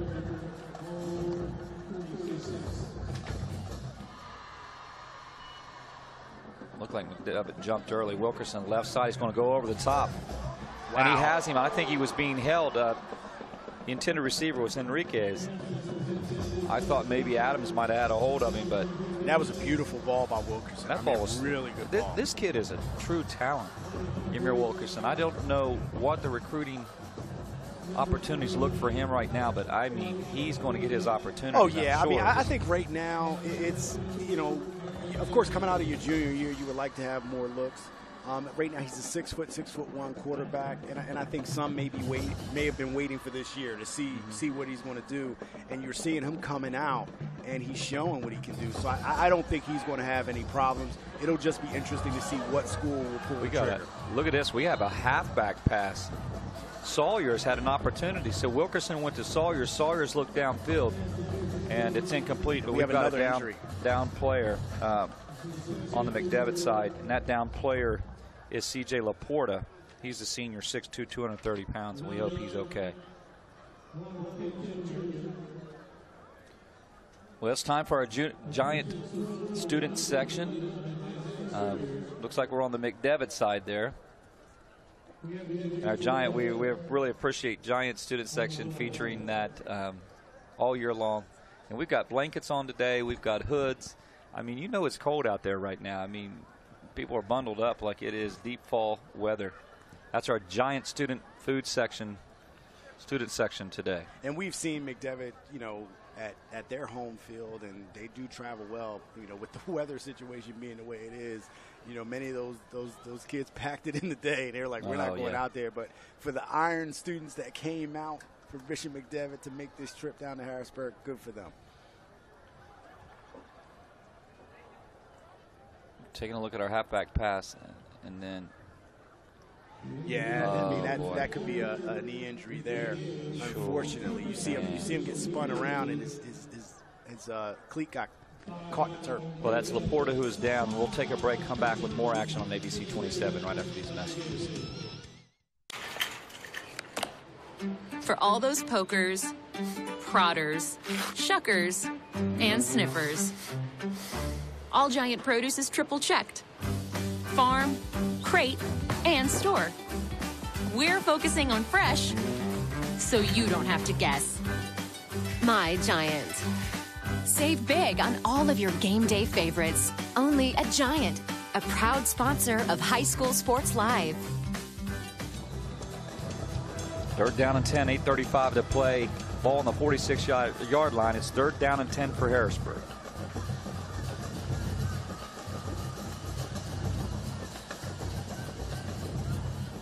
Wilkerson rolling left, stiff arming, looking downfield, has a receiver wide open at the 20-yard line. And was that Tanias Becker that came? No, that was coming over to make that hit. And I tell you, that was Gathers. Was that Aaron Gathers that came over to make the hit? I think it was Lawson, but I'll tell you what, that would have been a big gain, and that was just a big play. So Bryce Connor was the receiver, and then that was just a solid hit. It looks like James it wasn't Lawson, helmet to helmet. No, we'll see it again. So here we go. It's a good ball. Looks like the receiver clearly has it. Boom. Lawson comes over and breaks it up.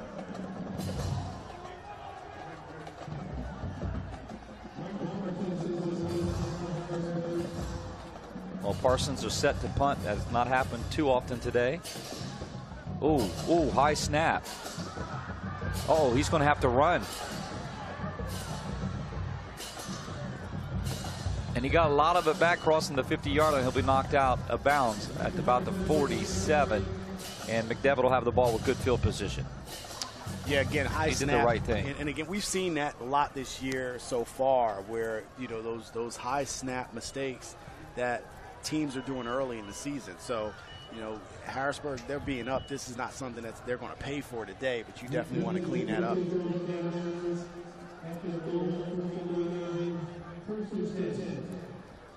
So it'll be first and 10 ball at the 48. Call it 48. McDevitt with an opportunity here. Just, you know, like anything. They're playing without Chase Deal now, their starting quarterback. Jake Kelly came in early on. And there's Coach Rector, I know, looking on. I'm sure he's understanding what he's up against today. But, you know, at this point, you're playing for some pride. You're playing to get something going, some momentum. They're 1-0 on the season. Had a big victory over Redland. This McDevitt team will find ways and will win football games. But right now, I think you really are offensively looking for a little pride. And they have won. I mean, they won last week, had a really good convincing game there against Redland. I mean, again, this is a different team. So, you know, you come out and you know, you're able to shake this off and hopefully build some momentum from this game and take it into the next game.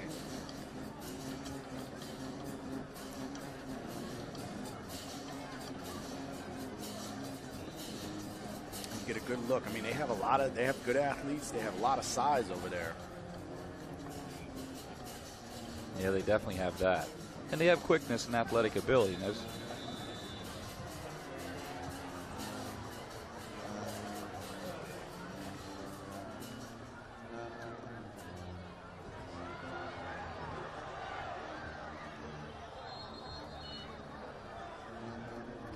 I'm not sure. A lot of people are yelling for intentional grounding on that play right there. Kelly's pass, he looked like he turned upfield and ran several yards straight. Mm-hmm.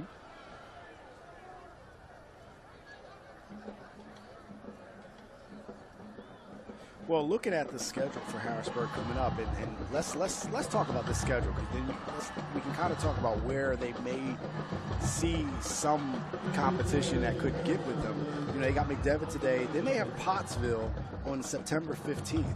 After Pottsville, they have CD East on September 23rd, and then Hershey. And then they have Chambersburg, who Chambersburg was beat pretty soundly last night by Greencastle. Then they have Central Dauphin, which could be an early test, but Central Dauphin went down last night as well to Manheim Township. Then they have State College. But State College is always a tough out for many teams. So that you know, not saying that those other games won't be tests, but looking at the schedule and barring injury, you know, there's a lot of things that can factor into it. That State College game could be a big one. Then you have Harrisburg-Carlisle. Carlisle's trying to have a resurgence on the 27th of October. Then you have that Cumberland Valley game on 11-4. That could be a big game for both teams moving forward and trying to jockey for a playoff position, because you know, that there's going to be some talent on that field as well. So that's the schedule for Harrisburg, and they really started the season with some powerhouses, or at least powerhouse by name, early on.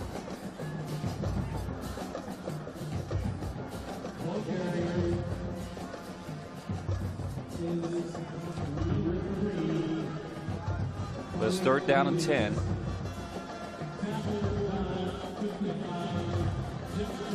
It was Cleek Davis on the carry, Chisholm on the tackle, and I think he made some great points about just, you know, from everything from schedule to.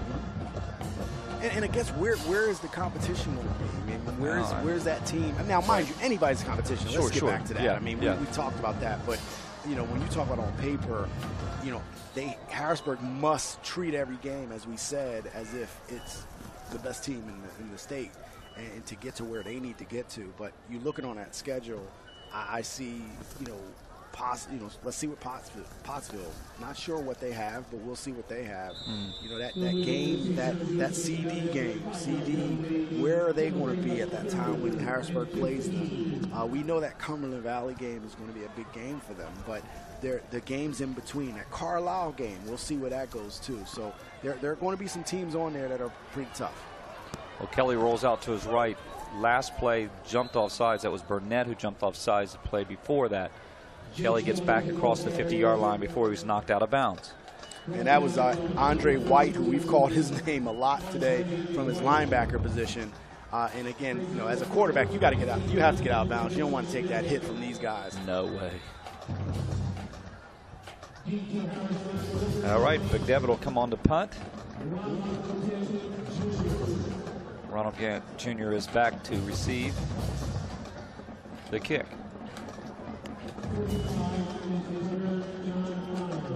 Honors punt's going to take a roll. Not much there. It'll roll across about the 23-yard line where it'll be down there. And it's in the third. I'm wondering right now, Harrisburg looks like they're going to continue bringing out their starters right now. And we'll see if they start to bring in some of their backup players and give some of these starters a rest. And there you get a good look at the Harrisburg marching band, which is always an entertaining group. They're out here in the rain supporting their Cougars.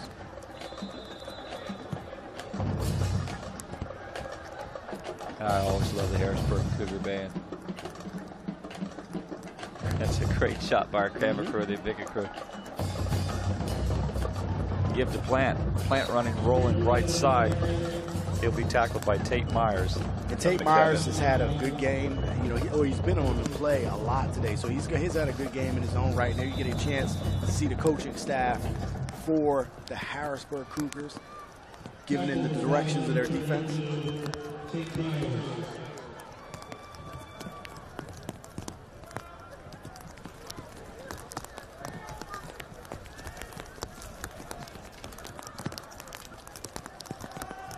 Parsons on the left side. He's going to run across the 30-yard line. He'll be knocked out of bounds there. And he's going to be close to a first down, maybe a little shot. Lawson's on the tackle.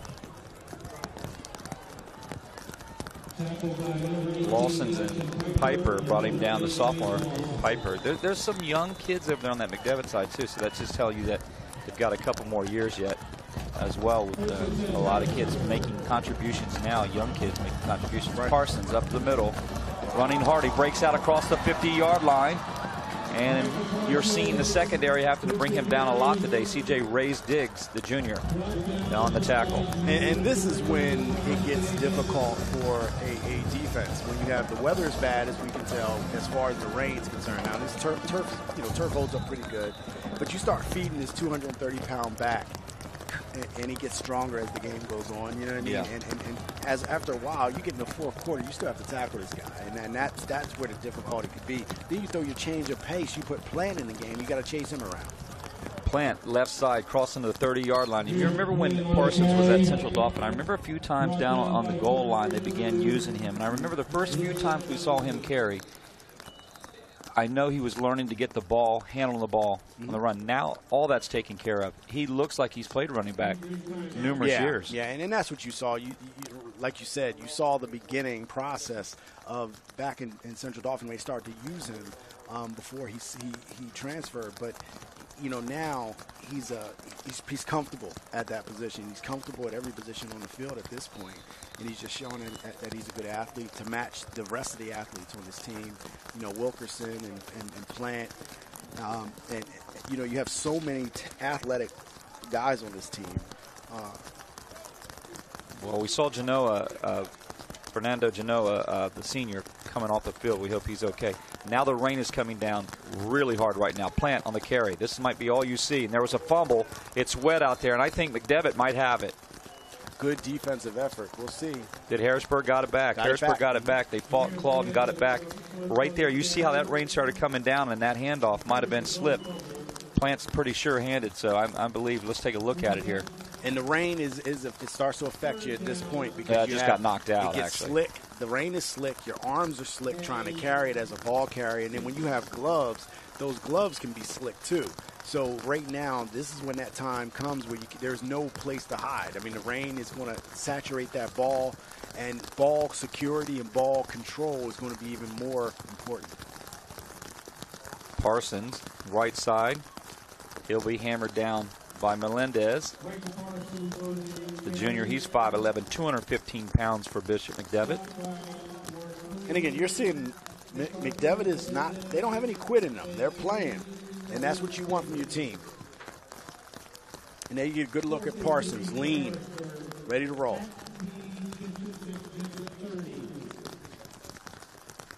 Well, it's 4th down and 3. I mean, really, right now you can You can gamble and do what you want here for your Harrisburg Cougars. Shotgun formation, a bunch trip package to the left side for Wilkerson. Quick pitch to Parsons. Parsons crossing over the 25-yard line. And he'll move the chains for the first down. And that's the thing. I mean, the one thing about Harrisburg that you see, how often have you seen them stop in their own backfield? You know, so even their short gains are 4 or 5 yards. Right. So 4 or 5 yards first down, 3-4 yards second down, your 3rd and 1, bam, give it to Parsons, he gets it. I mean, and that's pretty much been the story of the day. You know, even the short runs are positive gains. They give to Purdy Jr. And now you have to get some Dana fresh Purdy legs in there. Jr. Yeah, we're getting some fresh faces in there. Purdy Jr. comes up with a nice run. And the ball's on the 6-yard line. 1st and 6 for McDevitt. Purdy had a miss on the last throw to him. He got hit pretty hard by Lawson, but he makes up for it on the run to the left side. Wilkerson, bunch of receivers to his right. The ball's fumbled, and Purdy got it back. Man, it's getting wet and slippery down there now. Yeah, it's definitely getting slick. You're seeing Jed at center starting to adjust his gloves. Took the one glove off so that he can get more security on that ball when he's snapping it.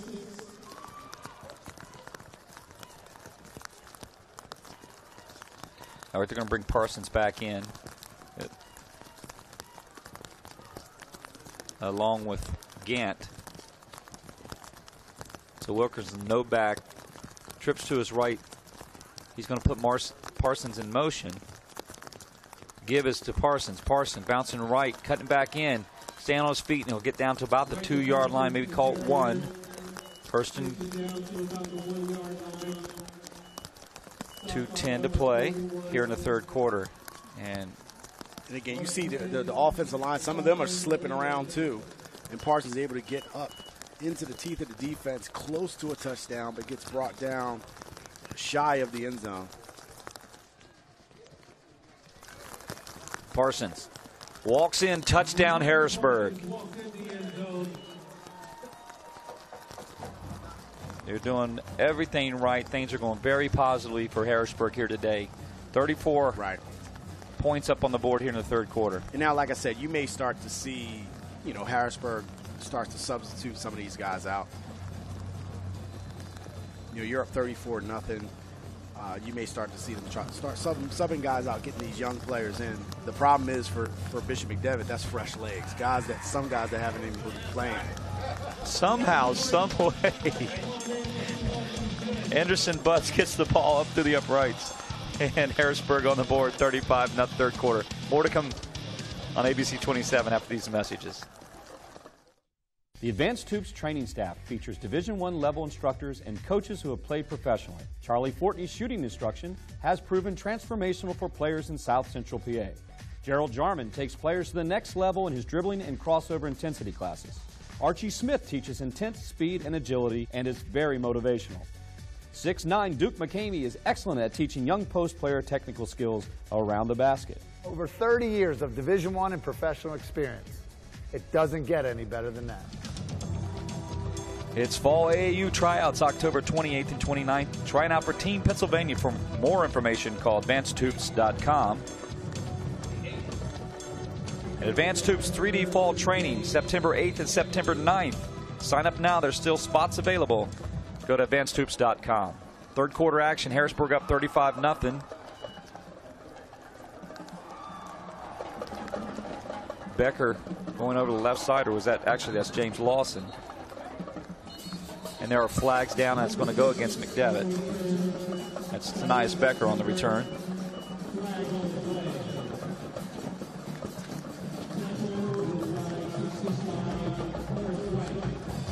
White made the tackle. Forrest White, the junior for Harrisburg.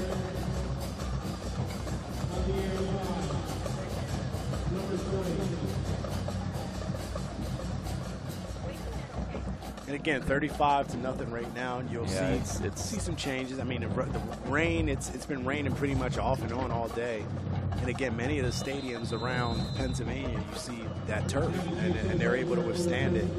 I know when I played, it was grass for the most part, and sometimes the grass held up, sometimes it didn't hold up so well, and you still had to play the game, though. And when we played, the tracks were still full of cinder, too. Yep. So that's going to tell you something. And we walked 30 miles uphill both ways, too, right? In snow.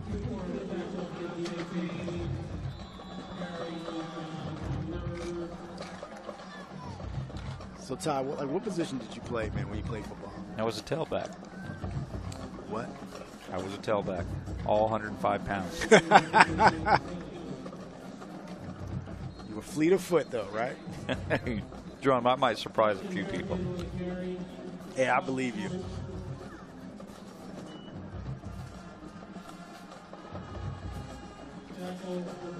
Again, this game, it means something to both teams. I mean, Harrisburg has been on the losing side of some of these games, especially recently when they played each other.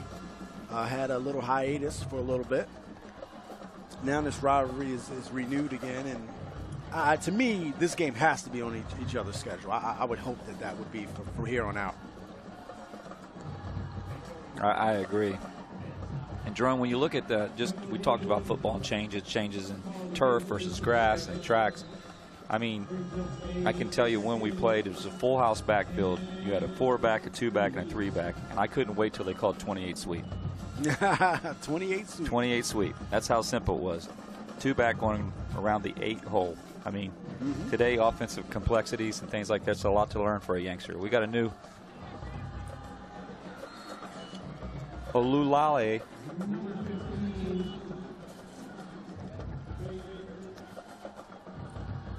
We got a new quarterback in for Bishop McDevitt. Well, I know you talk about the offenses and of football and the days of the wing tees and the wishbone offenses, the full house backfield offenses. I think what you see now is more college-ready quarterbacks. I agree. Than what you've seen before, especially now that you've seen, you see the spread offense everywhere. So some variation of that, every school so many schools run it in college and so many run it in high school. So you have kids like Ortega yesterday as a freshman last year and a sophomore this year. He looks like a seasoned upperclassman at this point. And he's going to still make those young mistakes, but you're seeing that. Well, that's the first pass. Kelly, that's the end of the third quarter. And we said that Jake Kelly has been pulled now, and in relief is sophomore Ululale. Faye is in now as sophomore. 35-0. We'll have more coming right back up. High School Sports Live. Did you know all electronics must be recycled? It's the law. But more importantly, it's the right thing to do. At the Recycling Center, Dauphin County residents can recycle older broken TVs, computers, cell phones, laptops, major appliances, even paper. The Recycling Center is conveniently located on Cameron Street in Harrisburg. It makes recycling fast, safe, and simple. Stop by the Dauphin County Recycling Center today and help us recycle the right way. HoffmanFord.com, turning the World Wide Web into the World Wide Wow.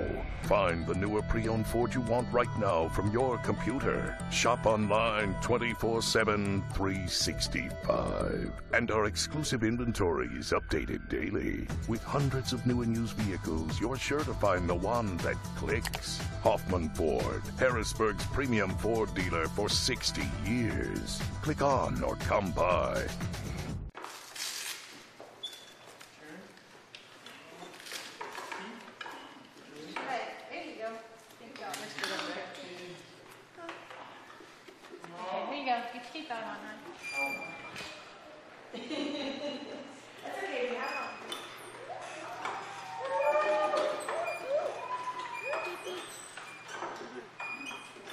Living proof of the difference you can make when you're all for health.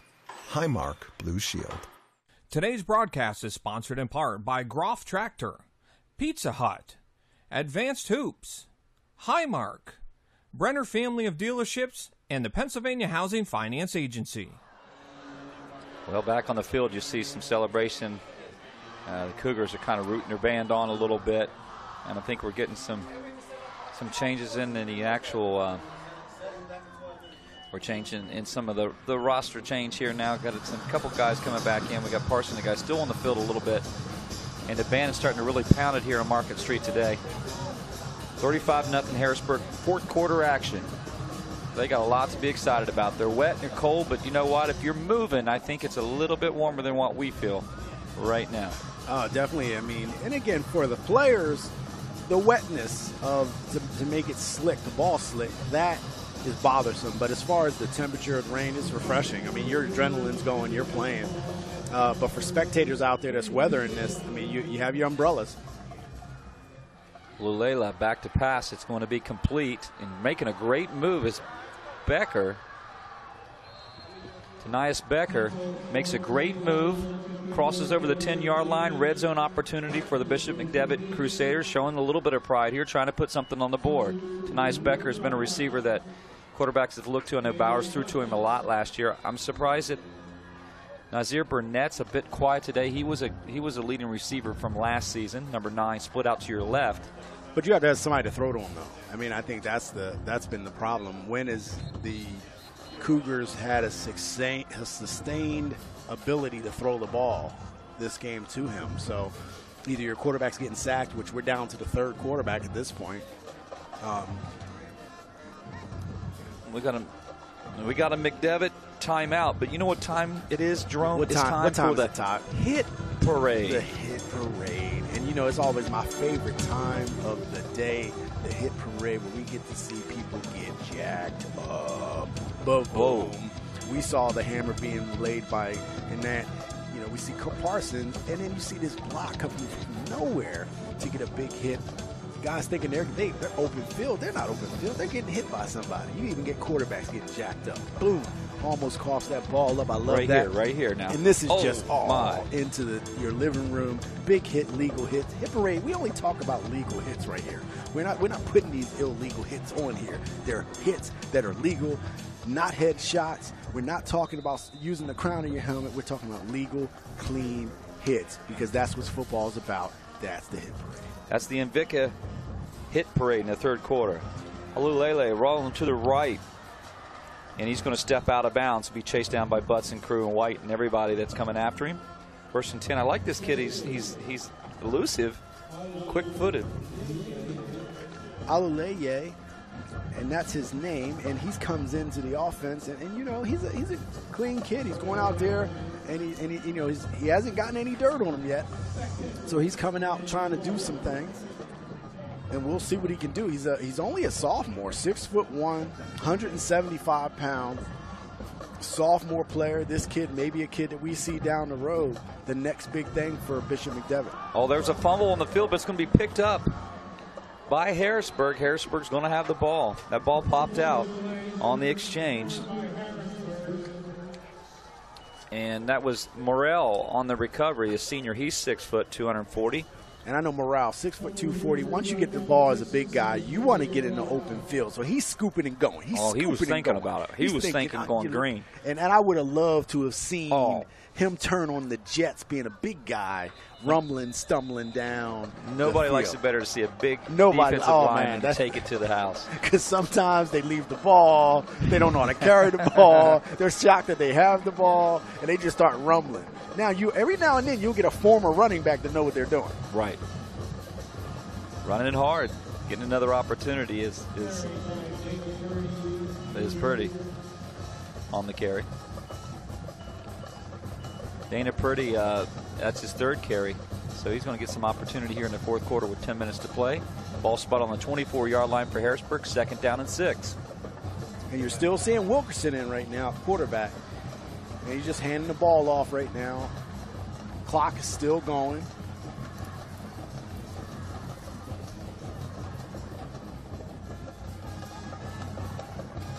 Purdy on the carry. Making an initial hit is Venos and Melendez.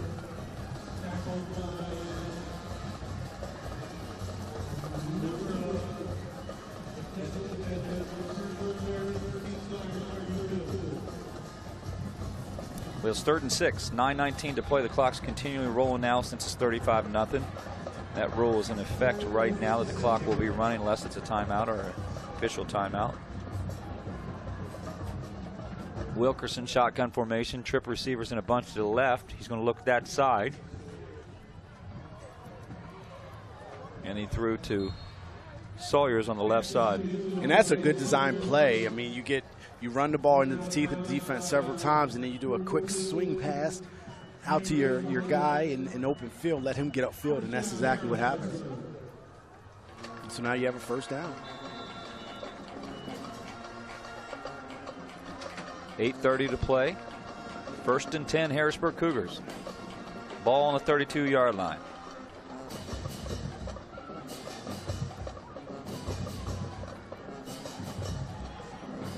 Rain has slowed down a little bit. It got heavy at times today. Wilkerson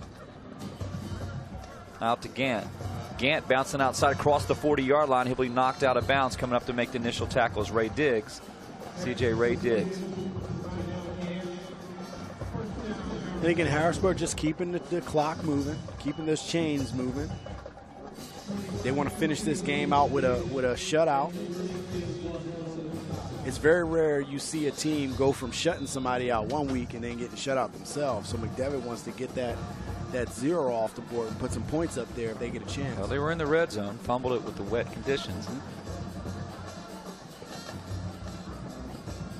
Dana Purdy on the carry, crossing the 45. Ball be spotted on the 47-yard line. Purdy Jr. is just running real well right now. I mean, he's, and again, you get those fresh legs in the game sometimes after you've been playing a whole game. It can be difficult for some.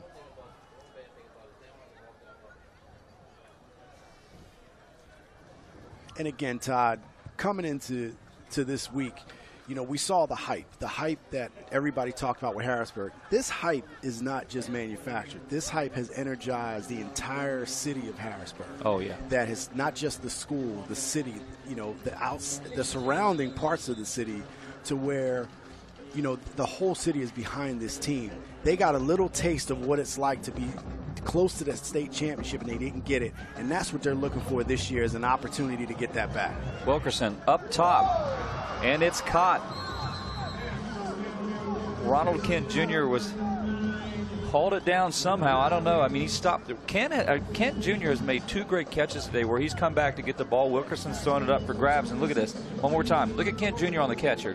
And actually, it seemed like it slipped out of Wilkerson's hands, which caused the trajectory of the ball to go even higher. So this was like it looked like a punt. But getting under it for a guy, Kent Jr., who's only 5'8", going up and getting that ball is impressive. Julian Jordan was on the coverage. That's twice now Kent has picked on Jordan there on that side. Jet sweep. Gant left side. He'll be ran out of bounds, and there's flags down. On the tackle was James Lawson and Aaron Gether, so we'll see what the flag is. And again, you want to clean this up, these flags. We saw it a lot yesterday in the previous game, the Cumberland Valley Coatesville game. A lot of flags, especially on the Coatesville side. So Harrisburg had some flags here. Bishop McDevitt. These games had some really good moments. Both had some sloppy moments, but you're going to see that across the nation with football. I mean, even the best teams are still going to have. They're still getting to know each other. And again, this is week 1. Cumberland Valley, that was their first game last week, last night. Harrisburg actually played, we know they played last week as well as Bishop McDevitt. So they'll both get bye weeks where teams like Cumberland Valley won't get a bye week. They'll have a straight 10-game schedule and then the playoffs. Well, it's 1st and 22. Gant left side. Not much there. Taken down on the play by number 55, Tyquan White Jr. He's 6'5", 310.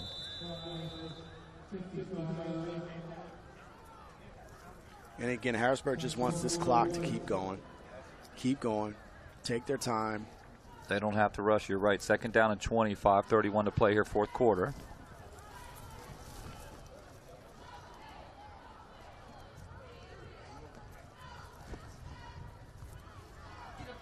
Plant going left side, crossing over, knocked out about the 14-yard line. Plant running really hard. You'd like to see him maybe get another opportunity at it. He's shown some definite speed burst at times today. And again, I wouldn't be surprised if Parsons' day is done. Look at the stiff arm. Look at Plant getting left here. Plant can get the corner. He has that speed. We've seen that all game long. Him being able to get the corner and get upfield.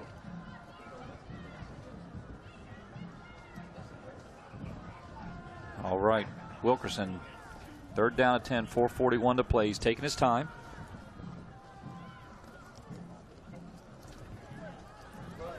Wilkerson might just keep it himself, crossing the 10-yard line and be knocked down, dragged down around the 9-yard line. I tell you, you know what I'm impressed with? One of the things that I'm impressed with Wilkerson the most is his lateral quickness. Because I don't think, from a dead sprint, he's not the fastest kid in the world. But, man, his lateral quickness and his shiftiness is very impressive. And he's been elusive all game. Right. And you saw the same thing last week. This elusive ability to extend plays, but then also attack a defense and put a little bit of pressure on the defense as a runner. And he's always got a move to make.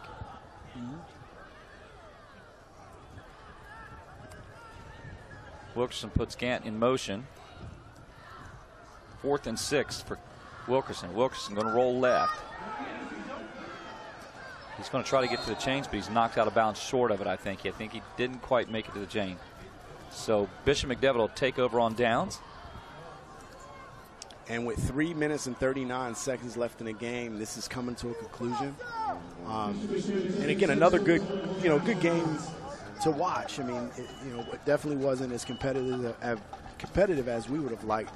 35-0 Harrisburg, but another opportunity to see another extremely good, two good teams. Vert's still out on McDevitt. We don't know what they are. Are they the team that got shellacked or that put it to the Patriots Redland yesterday, or are they the team that gets shellacked today by Harrisburg? And I'm willing to bet that they're somewhere in between, a team that's hopefully growing, on one condition though, the quarterback situation. Deal got hurt here. What is the extent of that injury, and how will that injury impact his season moving forward? Agree. So on that end, you have Bishop McDevitt. Harrisburg side of the ball, so far we've seen them be everything as advertised. What they did with Emotech Charter last week was extremely impressive. Coming into this game, there was no let-up. They, from the second the horn began, they came out ready to go. So right now we see Harrisburg showing that they are what's billed. And then we looked at that schedule earlier. What is going to be their next test looking at that group? And I don't think either of us know what that is. Right. Will it be the end of the season against Cumberland Valley? Or will it be one of those other teams that could possibly, a Carlisle or maybe even a State College? Could it be one of them that causes the biggest test rate? Right. So we won't know until it happens, but I'm really excited for this year to play out. Well, stay tuned. Coming right up right after the game, we got our giant post-game show, play of the game, our Pizza Hut play of the game, and our Hoffman Ford player of the game coming up. We'll have to start taking our votes on that. It's 2:03 to play here, under 2 minutes now, actually. Do we have First another down hit 10. parade? Yeah, we've had plenty of them, didn't we? We have a hit parade up here, like a press box hit parade. Oh, man, I don't know. I don't know. I mean, I don't know that you can. I mean, my vote is Micah Parson today with what he ran from the get-go. I mean, there's so many guys that you could give an opportunity. I mean, Wilkerson played well. Butts did a lot of great things too. Defensively, there was some really good positive things. But I mean, I think right now I'm going. You okay with that? Micah Parsons will be our Hoffman Ford player of the game.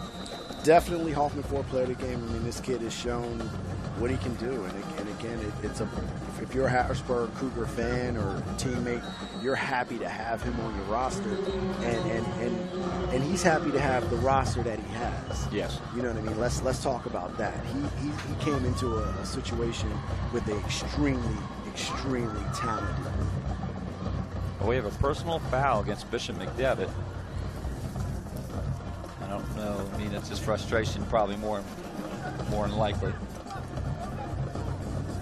Well, this is only part of the weekend as far as football is concerned. We have the college football lineup. Some of it we'll get back to later on. We got the big Alabama Florida State game at tonight. 8 o'clock tonight. This goes into tomorrow. Monday's football, a game. Monday's a game. Tennessee Georgia plays Tech against Georgia Tech Monday. So you're talking about Labor Day weekend. Anybody that's a football fan, and we're just blessed to be up here to be able to call this game and call last night's game, and then we get to sit at home and watch college football for the rest of the weekend. Favorite time of the year. And I know I'm probably speaking for a lot of people across the United States. Absolutely. This is a great time of year. Football starting. Get some They're wings. playing college football. Yes, wings.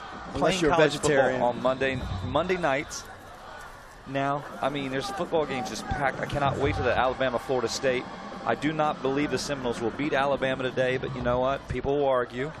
I think Alabama will be victorious in that game. Well, hey, here's the thing. Alabama they better show up. Well, they better show no up. doubt about that. They better show up, because if they don't show up, Florida State will punch them right in the mouth. So they have to show up.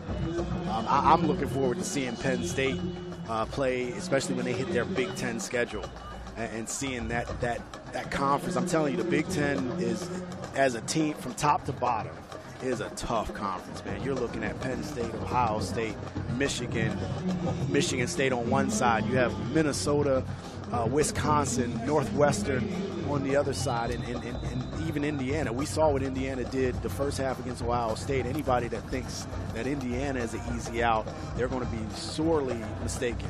So you have it just across the board. You have the Big Ten is going to be interesting to watch as far as college football.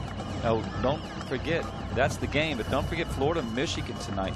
And right down, unfortunately, at the very end of the game, we see Dante Kent, Harrisburg player, going down.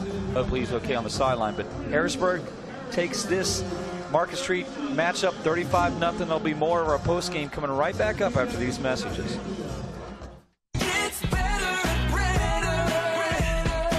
The Brenner family of dealerships gives you better pricing, better customer service, better selection, and a better service department for the life of your vehicle. We'll show you how at Brenner Chrysler Jeep, Brenner Nissan, and Brenner Pre-Owned. The Brenner family of dealerships on the Carlisle Pike, Mechanicsburg, and on Paxton Street, Harrisburg. 24/7 at BrennerFamily.com.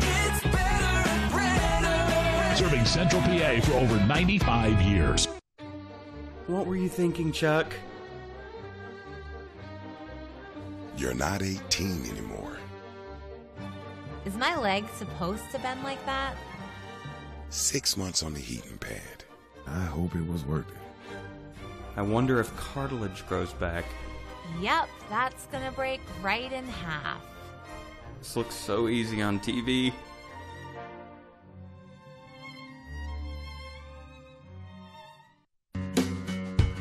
Groff Tractor is your full-line equipment dealer representing Case Construction and many other leading brands, serving the total sales, rental, parts, and service needs of its customers. Groff Tractor paves the way for your projects from start to finish. With 11 locations, Groff Tractor is always close by your equipment needs. Groff also offers 24/7 field service. Groff Tractor is your #1 source for everything under construction. The Advanced Hoops training staff features Division I level instructors and coaches who have played professionally. Charlie Fortney's shooting instruction has proven transformational for players in South Central PA. Gerald Jarman takes players to the next level in his dribbling and crossover intensity classes. Archie Smith teaches intense speed and agility and is very motivational. 6'9" Duke McCamey is excellent at teaching young post player technical skills around the basket. Over 30 years of Division I and professional experience. It doesn't get any better than that. Welcome back. Harrisburg victorious at the Market Street matchup 35-0 over McDevitt. McDevitt will have to come back strong next week. I'm sure they will. And Harrisburg, as we know, is ready and fit to play whoever it is. But let's go to our Hoffman Ford player of the game. That's going to be Micah Parsons, and take a look why he's the player of the game. In the first half, he had 10 carries, 105 yards. Parsons he refused today at all to really not go down. I mean, he was a guy who just simply did all the things right today. He ran hard. He ran strong. He ran behind a big offensive line. Here he is going left. Now, we thought he was down. I almost called him down right there. He found a way to wrestle and get into the end zone for another touchdown. And then his third one, he walks right in. So 3 touchdowns. He had a busy day today. And, I mean, that one there, he didn't even look like he had to run that hard. He walked into the end zone. And we didn't even show his defensive plays, too. He made some amazing defensive plays. And now it's time to take a look at our Pizza Hut play of the game. Right here. Wilkerson going to look left. And whoop, one move there. Goes up the middle. And Yarm Wilkerson said, it's my turn to run that one into the end zone. And he does. He clearly does. And that right there is our Pizza Hut player of the game. Well, coming up, we got a lot of great games scheduled. We're not on next week. We take our own personal bye week. We'll be back September 15th with a great one. The Cocoa Hershey Bean versus Milton Hershey, the Cocoa Bean, Hershey Park Stadium, 7 o'clock, February. Wow. September 15th on High School Sports Live and ABC 27. So that'll be our next matchup on the 15th. We've got some great, exciting games. Middletown East Penn after that, McDevitt at Cedar Cliff, Seal High Trinity, Harrisburg Central Dauphin. We have a lot of great games, but that's really going to be it here today for the Market Street matchup. This is our Advanced Hoops highlights, and coming right up after our highlights, don't forget, we have a special presentation with our 3-star presentation, but the highlights will take you out from everybody, our Invicta crew, myself and Jerome Presley, and our gracious host of Harrisburg Cougars today. We thank everybody involved. Thanks for tuning in. Harrisburg 35, Bishop McDevitt, nothing. We'll see you back September 15th at Hershey Park. Good day.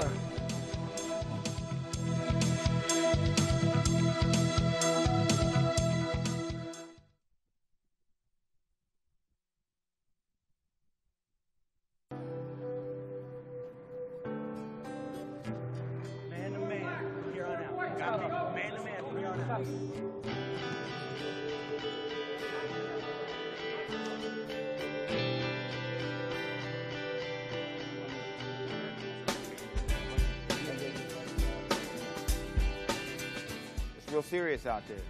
I know a lot of guys, a lot of your boys are out there dying. It ain't no joke. The grave ain't no joke.